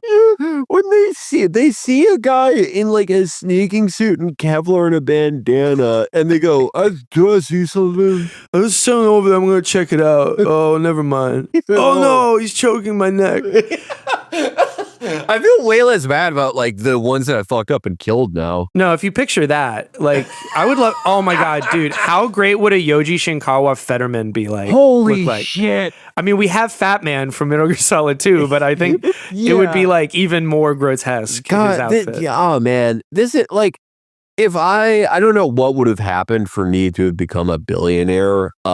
But this is the type of stuff I would be. I would be, I would say name your price. Well, you got the RKX nephew contract. It's a little easier to hire RKX nephew than Shinkawa. Well, we don't know. Maybe Shinkawa's a real Fetterman head. I'd also love picturing him as a Metal Gear Revengeance boss as well. Oh my god, Cyborg Fetterman. There is a Revengeance boss that does kind of look like. Oh, you're right. Sundowner, right? Yeah, oh my god. Oh my god. His name is god.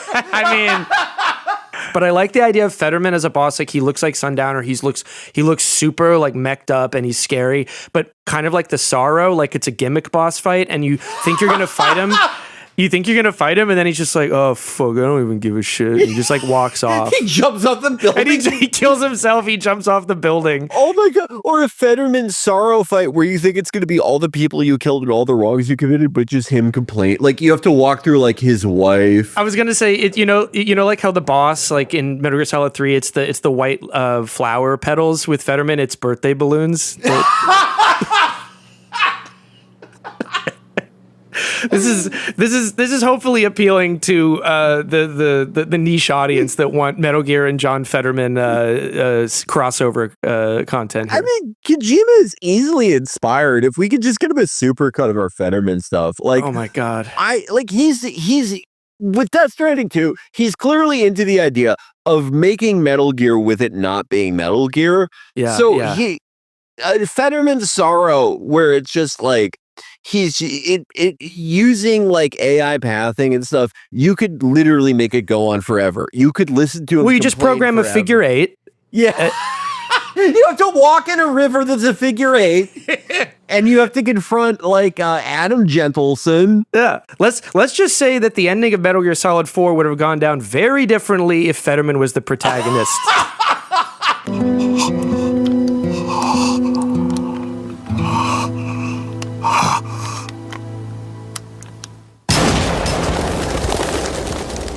Big Boss shows up to stop him. He's like, oh, he killed himself. He did it. But yeah, okay. We have to. We'll get lost in this forever if we keep thinking about it. Okay, So yes.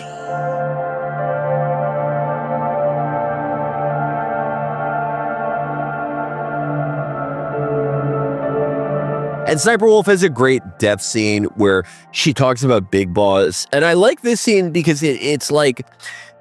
Until like Peace Walker, really, there was this confusion of how Big Boss, like how he goes from this like much more virginal than Snake and much more, there's a lot more initial human elements than Solid Snake. And then you wonder how he became so villainous. And I actually do think that for as much as Phantom Pain got fucked up, I think we got a satisfactory answer, basically. We should save that because I have my thoughts on that too. Yeah. I've been rethinking it lately, and I'm curious about your thoughts on that. But that'll be like a 9-hour episode. But like, I can't wait to edit that one. Like, she talks. I'll use AI to edit that episode. I don't care what my beliefs are. Yeah. So she talks about being occurred, and like her village was massacred, presumably by a NATO ally, Turkey. And she was rescued by Big Boss, who she calls Saladin, which I always thought was cool. Saladin, famous Kurd. A lot of people don't know that. It's interesting, because it's sort of like a humanizing side to Big Boss that I think sort of hints that there's more to this story. Yeah. there's more to this character, even though they obviously didn't think out his entire arc at this point. Well, also the character of Cyborg Ninja. Cyborg Ninja, in case you haven't figured it out yet, folks, is a man from Snake's past who in the MSX games, in the first MSX game, is a comrade of Snake's who's helping to overthrow Big Boss in Outer Heaven, but is left mangled by the end of that game.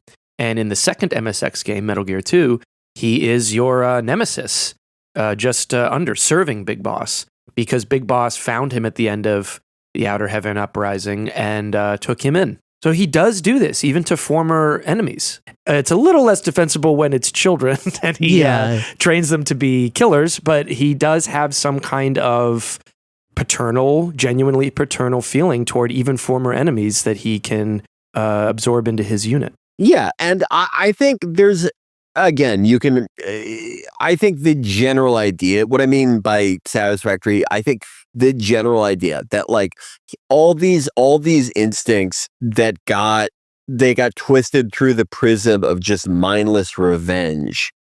We had a good humanizing death scene. Not humanizing, but like sort of looking directly into the horrors with Psycho Mantis. With Sniper Wolf, it's much sadder. Because it's, again, there's some determinism here. What other life could this woman have had? Like, Jesus Christ, she was just like this sad drug addict with great aim who liked animals, and yes, this was just her shitty life. And whose only relationship her entire life have been the men, maybe also and women, who she's been assigned to kill. That's the intimacy she's experienced, is watching them and stalking them in order to kill them. And once they're dead, obviously, she forgets about them. And then for the first time, she has a relationship with someone that isn't, a paternal commanding officer or a target in Hal or in Huey. In Hal. Oh, in Hal, yeah. Oh, right. Yeah. I fucked those up. So I probably fucked those up like 10 times this episode. No. Yeah. I think we've been good. Otacon is who we mean, folks. Yeah. I am a Kurd. I have always dreamed of a peaceful place like this. A Kurd? So that's why you're called Wolf. I was born on the battlefield. Raised on the battlefield. Gunfire, sirens, and screams. They were my lullabies. Hunted like dogs, day after day. Driven from our ragged shelters. That was my life. And so that's a very famous scene, as the cry of the wolves are heard because they're mourning. Really heart-wrenching, yeah. It's very, I mean, again, on this PS1 engine, the level to which, and we haven't really shouted them out individually yet, but the voice acting cast. Holy shit. I mean, it really cannot be overstated how much they brought this to life, especially with a game like this, just like that fan inside the console is working overtime. Oh my God, yeah.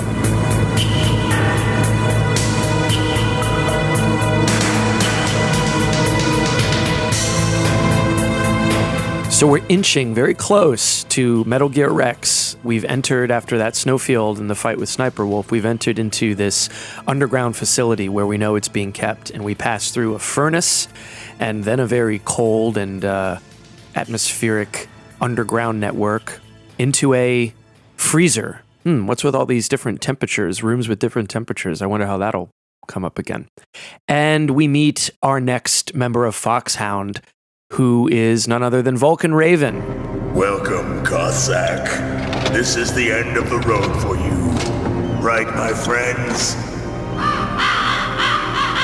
Listen, they agree.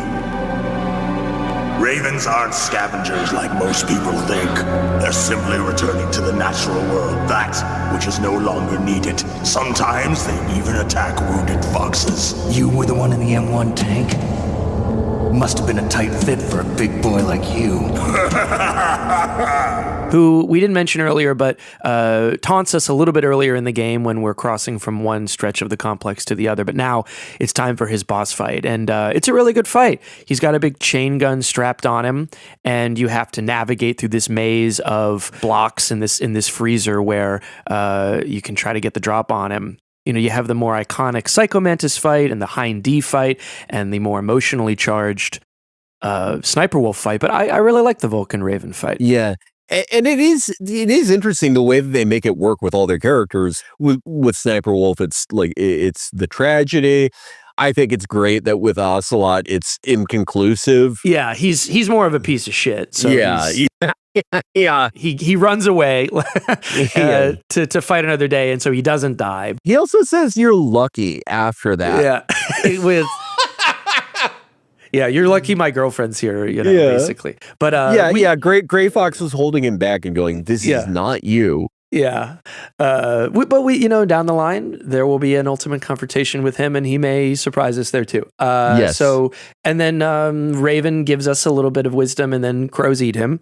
And we get further along, and this is a big... I think some people have a problem with this section of the PAL card temperature stuff. I'm sorry. I know, like I've said, I love backtracking, but the cards themselves piss me off so much. You can you can like vault over a pipe in Twin Snakes at least, and you shoot one tube. I don't know why they did this. There's one tube that's like, heat, pink, and then a liquid nitrogen tube right next to it. Okay.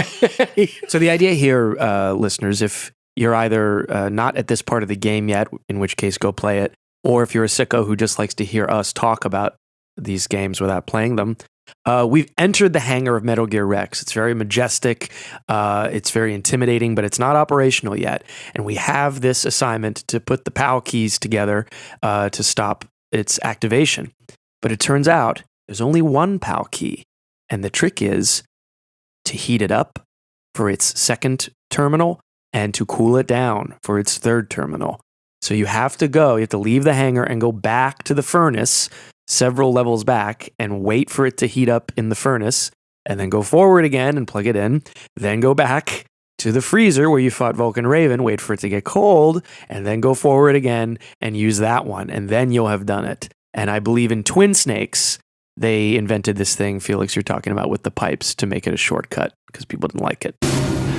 Snake, it's about Naomi Hunter. Now, around this time, we've been getting calls from Master Miller, our sort of field expert, who has been sowing doubt about the loyalties of Dr. Naomi Hunter, who, with Colonel Campbell, set us out on this mission. She gave us our cocktail of drugs that'll help us through the mission and nanomachines. And Master Miller appears to be correct because the Colonel tells us she's been removed from the mission. It turns out she had an agenda.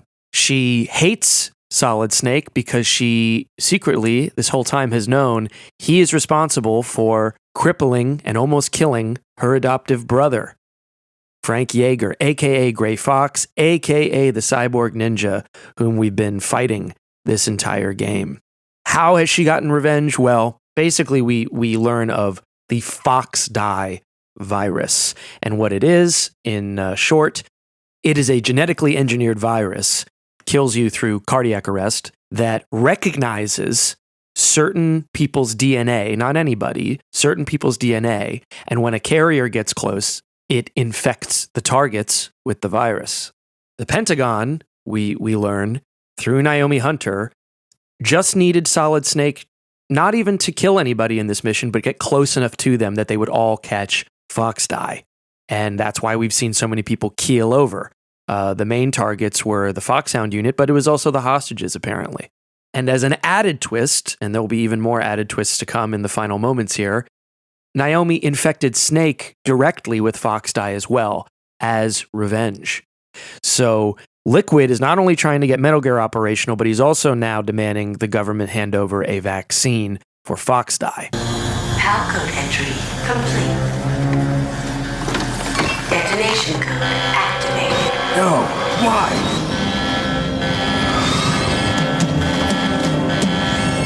Ready for launch. I deactivated it. So we do what we're supposed to do. We pop in these keys, but surprise twist, that actually activates Metal Gear Rex. And we get a call from Master Miller, the guy who was there to call if we needed any tips. And he reveals we've been played the whole time. This is something I did not notice until this playthrough. So Master Miller, we talked about how he's giving you either like bullshit, like, well, duh advice, or like completely counterintuitive stuff. Like he tells Snake that there's a special way to walk that where no one will hear you. And Snake's like, I don't think that makes sense. But he gives you more psychological tips that are supposed to be counterintuitive. And I think they're so funny because, yes, they're supposed to be fucking Snake up, but they're all things that Liquid Snake himself does. I wrote down 2 that like really made me laugh when I thought about them. One is, it's early on, and he says, well, like the odds are against you, but sometimes you just have to fight a losing battle. Sometimes that's all you can do. Like meant to demoralize him, but that's also like what he thinks. Sure. That's what he's doing. And then my favorite one, if you're in a tough battle, just think about like the worst thing that's ever happened to you. Think about something terrible. And that will motivate you and acclimate your mind to war. And that's all he does is just think about all the worst things that have ever happened to him. Because yes, Master Miller in this call, as he walks through seemingly the entire inner workings of the terrorist plan, finally reveals by ripping off his sunglasses and swishing his hair back that you have been talking to Liquid Snake posing as Master Miller the entire time. And I'm just going to let him speak for himself here. Without the detonation codes, we had to find some other way.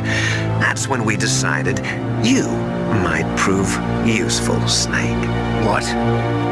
First, I thought we might get the information from you, Snake, so I had Decoy Octopus disguise himself as the DARPA chief. Unfortunately, Octopus didn't survive the encounter, thanks to Fox Die. You mean you had this plan from the beginning, just to get me to input the detonation code? Huh?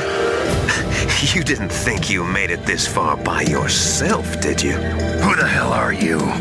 In any case, the launch preparations are complete. Once the world glimpses the power of this weapon, the White House will have no choice but to surrender the Fox Die vaccine.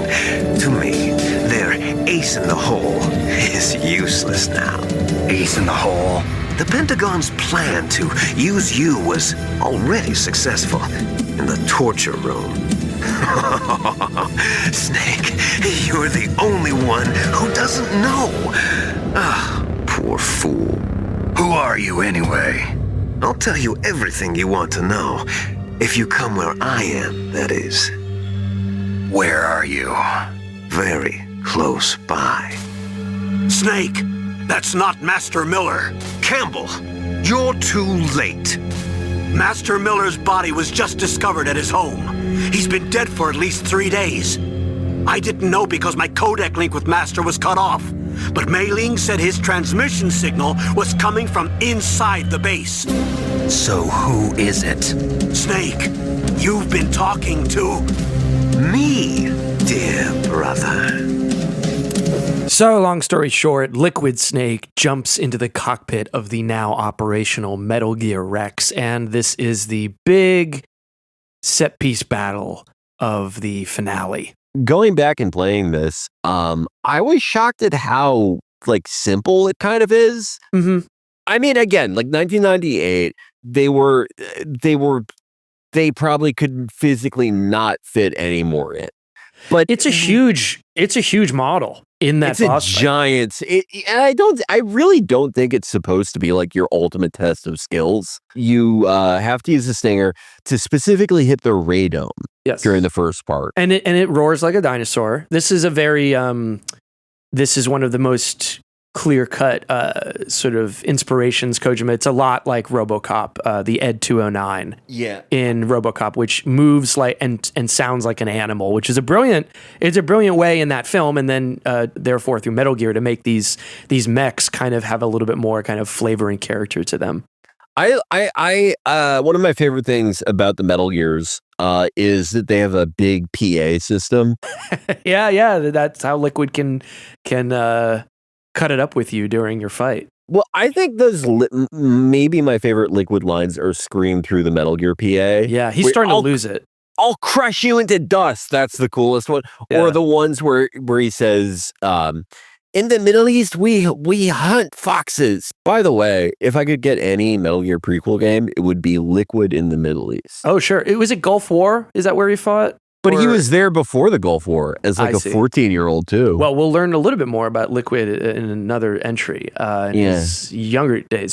So we do some damage to Rex, and then appears Cyborg Ninja, a.k.a. Gray Fox, a.k.a. Naomi's adoptive brother, Frank Yeager, teaming up with Snake because really this whole time he's been getting back in touch with his humanity, fighting Snake and remembering who he was and what he believes in. And he knows that if he's on anybody's side, he's on Snake's side, certainly not Liquid's. Gray Fox, both with his high-frequency blade and his like blaster arm thing, he pretty much sacrifices his life to destroy it. In the process, he gets crushed by the Metal Gear. There's a scene where he's pushed up against the jaw of Rex, and you as the player, you're aiming the stinger, and if you press shoot, Snake just repeatedly goes, I can't do it. I can't, because if you fire it, it's so close to Rex's cockpit. If you fire it, you will blow up Gray Fox. And Liquid mercilessly stomps on Gray Fox, kills him. But before he does, Fox says, I always fought for what I believed in, even if fighting was the only thing I knew how to do. And implores Snake to remember that they are not tools of the government or anyone else. Which, is a classic, almost Steven Seagal, early Steven Seagal level trope of a soldier realizing he's just a pawn in the game of geopolitics. But in a video game in 1998, it's definitely with all these other themes flying around as well. It was a bit of a richer tapestry of motivations going on here. I would say that scene is the one I think about the most in this game, and I think it's sort of an important rejoinder to the idea that some people have that this game is just single-mindedly, or this series is single-mindedly or simplistically anti-violence, which, again, just in the way that it isn't simply anti-deterministic or pro-deterministic, that's not really what it's saying. It is not fundamentally saying that, like, all violence is inherently bad, clearly, or, that we have no control or that we have total control over our fates.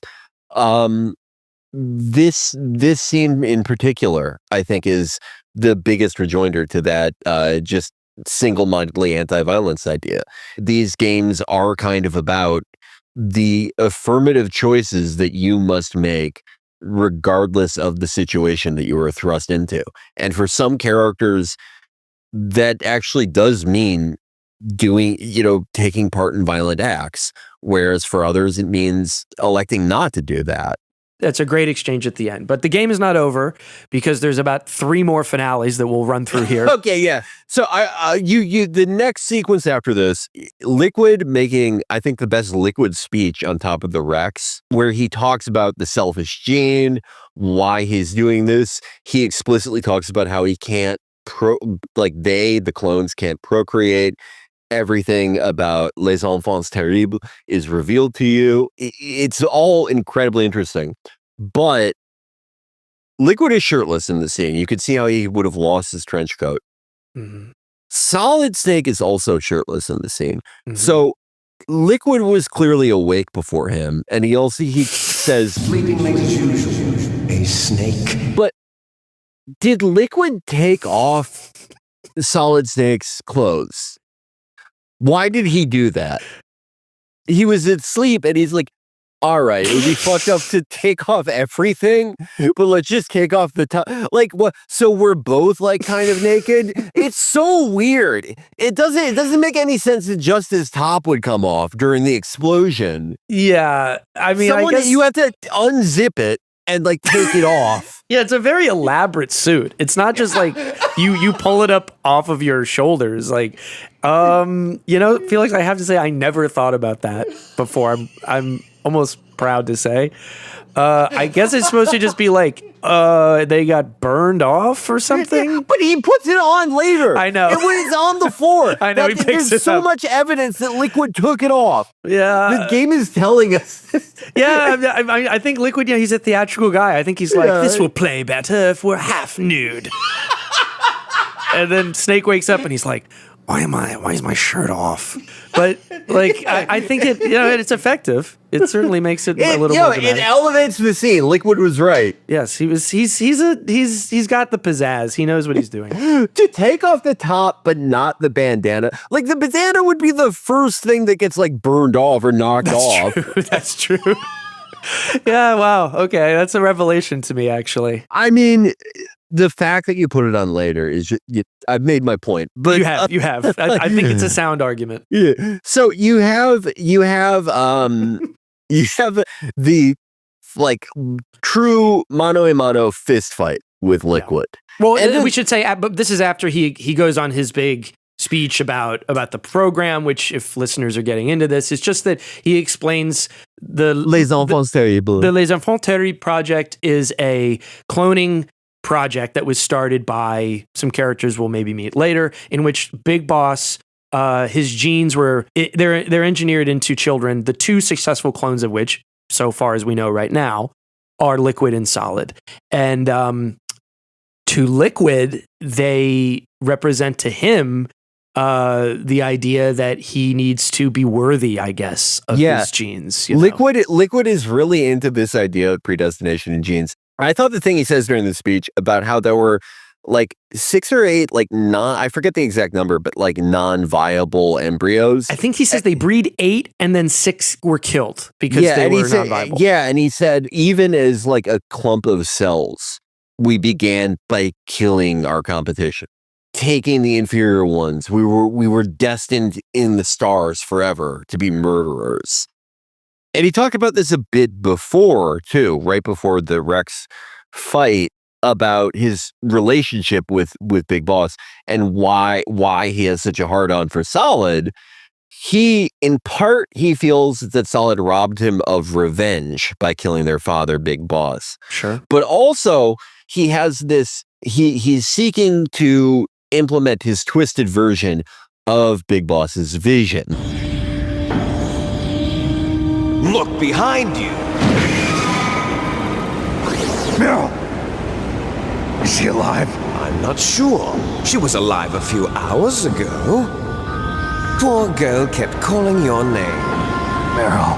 Stupid woman. Falling in love with a man who doesn't even have a name. I have a name. No! We have no past, no future, and even if we did, it wouldn't be truly ours.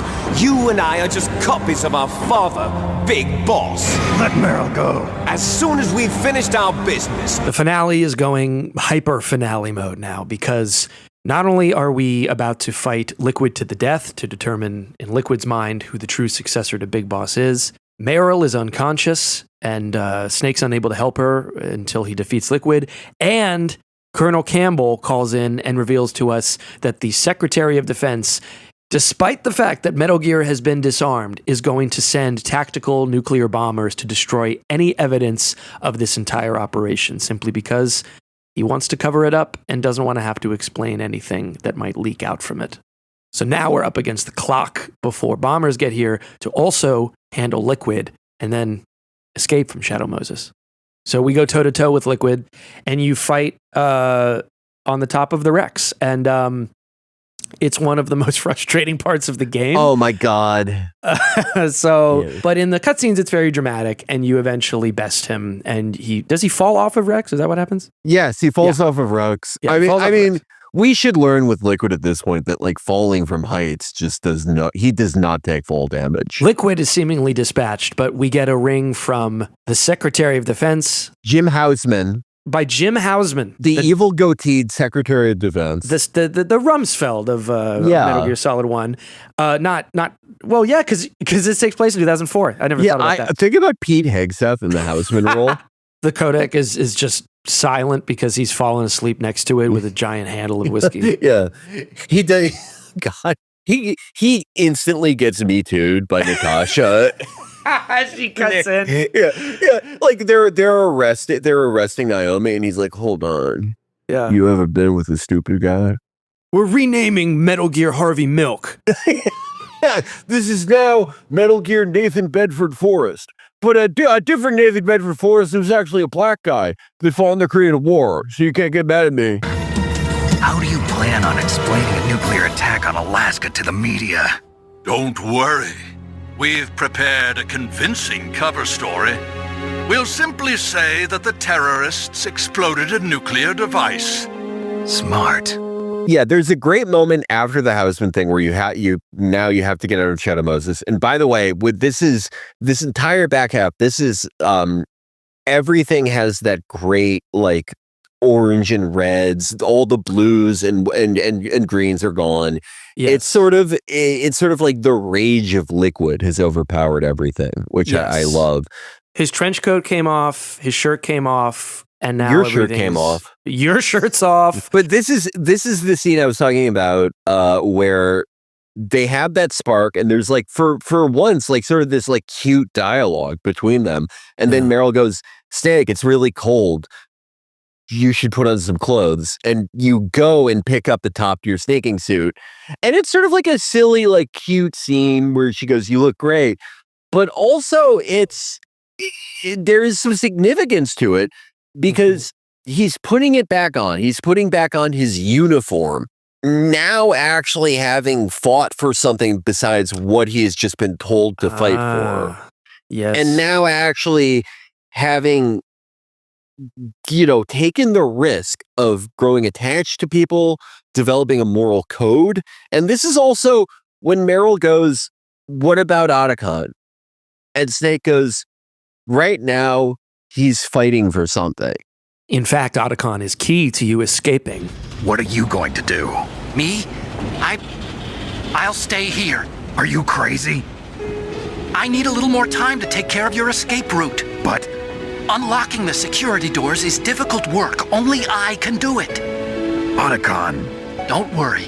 I'm staying here. It's my own decision. Otacon, this is a hardened shelter, but they're going to use a surface-piercing nuclear bomb. It won't hold. I'm through regretting the past. Life isn't all about loss, you know.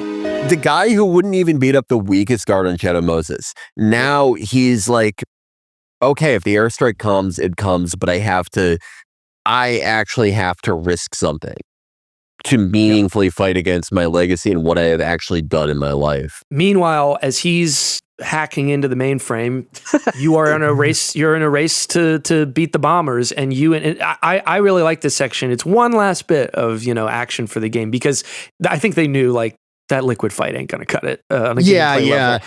I love this sequence. This sequence is awesome. You burst out of the underground lair and you run into this garage so you can commandeer a car and get the hell out of here. But while Meryl is trying to get the keys into one of the vehicles, all these genome soldiers, maybe unaware that their leader has perished, they burst in and they start shooting at you. And you hop on the back, you take the chain gun that's on the back of the Jeep, and you just start blowing them away. And it's very arcade style. Meryl's driving, you're on rails, but it's very fun. It's a very fun action sequence. It's very tense feeling too. It is. Like there's some real fucking I imagine it's more so on extreme, obviously, but you genuinely do feel like, oh, holy shit, I have to get these guys out of the way. I have to get every single one of these guys as quickly as possible. Yes. And there's some barrels that you can blow up, and that helps.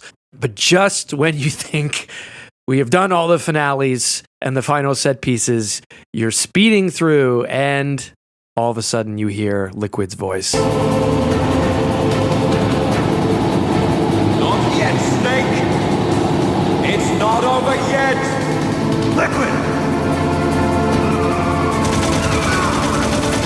Surges up behind you in his own car and yells, what does he say? It's not over yet. It's not over. It's not over yet, Snake. So the two lines that they always have Liquid repeat throughout the series, it's not over. I'm not like you. I'm not like you. That's right. Yeah. I love that. Yeah, it's great. It's great. Those are great lines for him to They're be. not like us. So then you have to have this one last firefight with Liquid, which again, it's fun in an arcade way.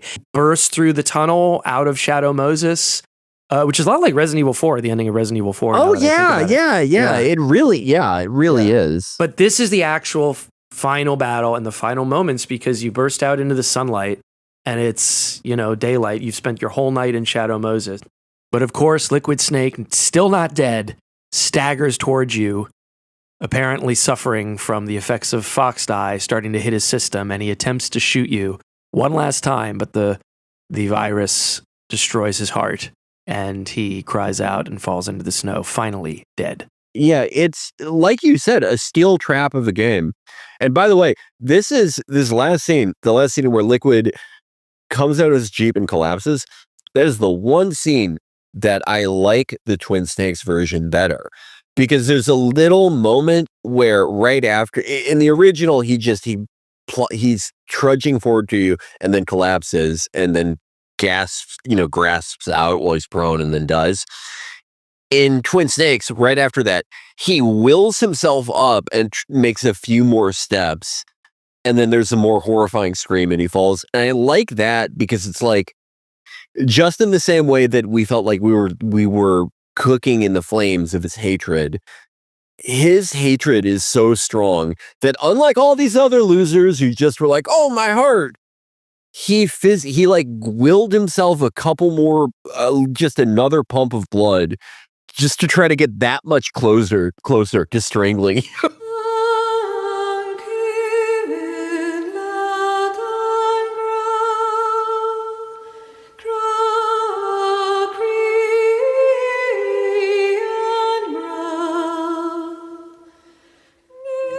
Campbell makes contact with us and reveals that the evil Donald Rumsfeld-style Secretary of Defense, Jim Hausman, has been arrested because Campbell made contact with the president, who had no idea any of this was even going on. It was Jim Hausman's personal project, this entire assignment. And in the future, we will learn a little bit more about the president and his relationship to these events. But at the moment, there will be no bombing of Shadow Moses, and our heroes will not face the nuclear payload. They can relax.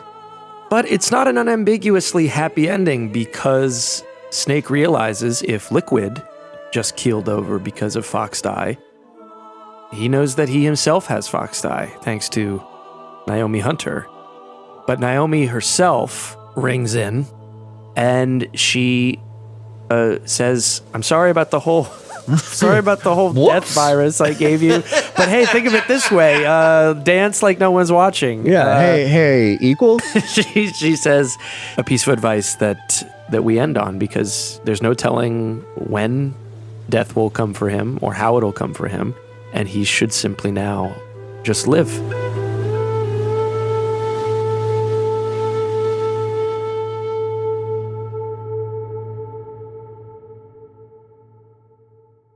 That's Metal Gear Solid 1. So I think here is where, any kind of final thoughts or assessments. 3 out of 10. That's my rating after all this.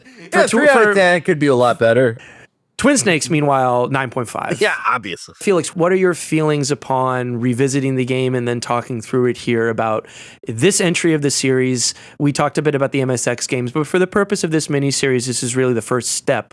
Yeah. And what do you feel about it? So going into this, the first Metal Gear Solid, it's actually the game out of the series that I've spent the least amount of time with. I got into these games right when 2 was out. And 2 was my first one. And this one was always lingering. And I had played it before, but I just really had not like exhaustively gone through it in the same way I did with the other ones. now having, I think, spent the proper amount of time that I should have spent years ago, and actually doing the thing where you play the PSX version and Twin Snakes back to back. My previous conception of Twin Snakes and the PSX version was, it was such a jump in capabilities from one generation to the next. And I guess I had this self-conception of this game as like fundamentally like jankier or just, not as put together as the other ones, because that's typically how it goes. The first game in a series, I mean, this is the first in the Solid series, has the lowest budget. It's usually, they quite often with great games like this, they take longer than the publisher initially anticipated. That was kind of the story with Demon's Souls and Dark Souls. And later on, when they have commercial success, they get a longer leash, and they don't have those problems. But going back now and giving it adequate time, that is really not the case. This is, as you said, a steel trap of a game. An enormous amount of thought and attention and care. It seems like it went into every inch of the surface area of the physical game, every bit of pacing, every bit of like breathing room between set pieces. It's, even if you don't play a lot of like older games like this is 100% worth going back to. It's worth the frustration of learning how to play something that is from so long ago and just is bereft of so many of abilities and quality of life things that we are used to.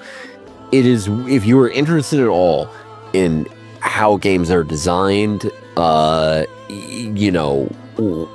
kind of thought and narrative through gameplay things that are possible on a fundamental level, it is 100% worth spending a week, or you could finish this in a day. It's a pretty short game, but I would recommend it for anyone.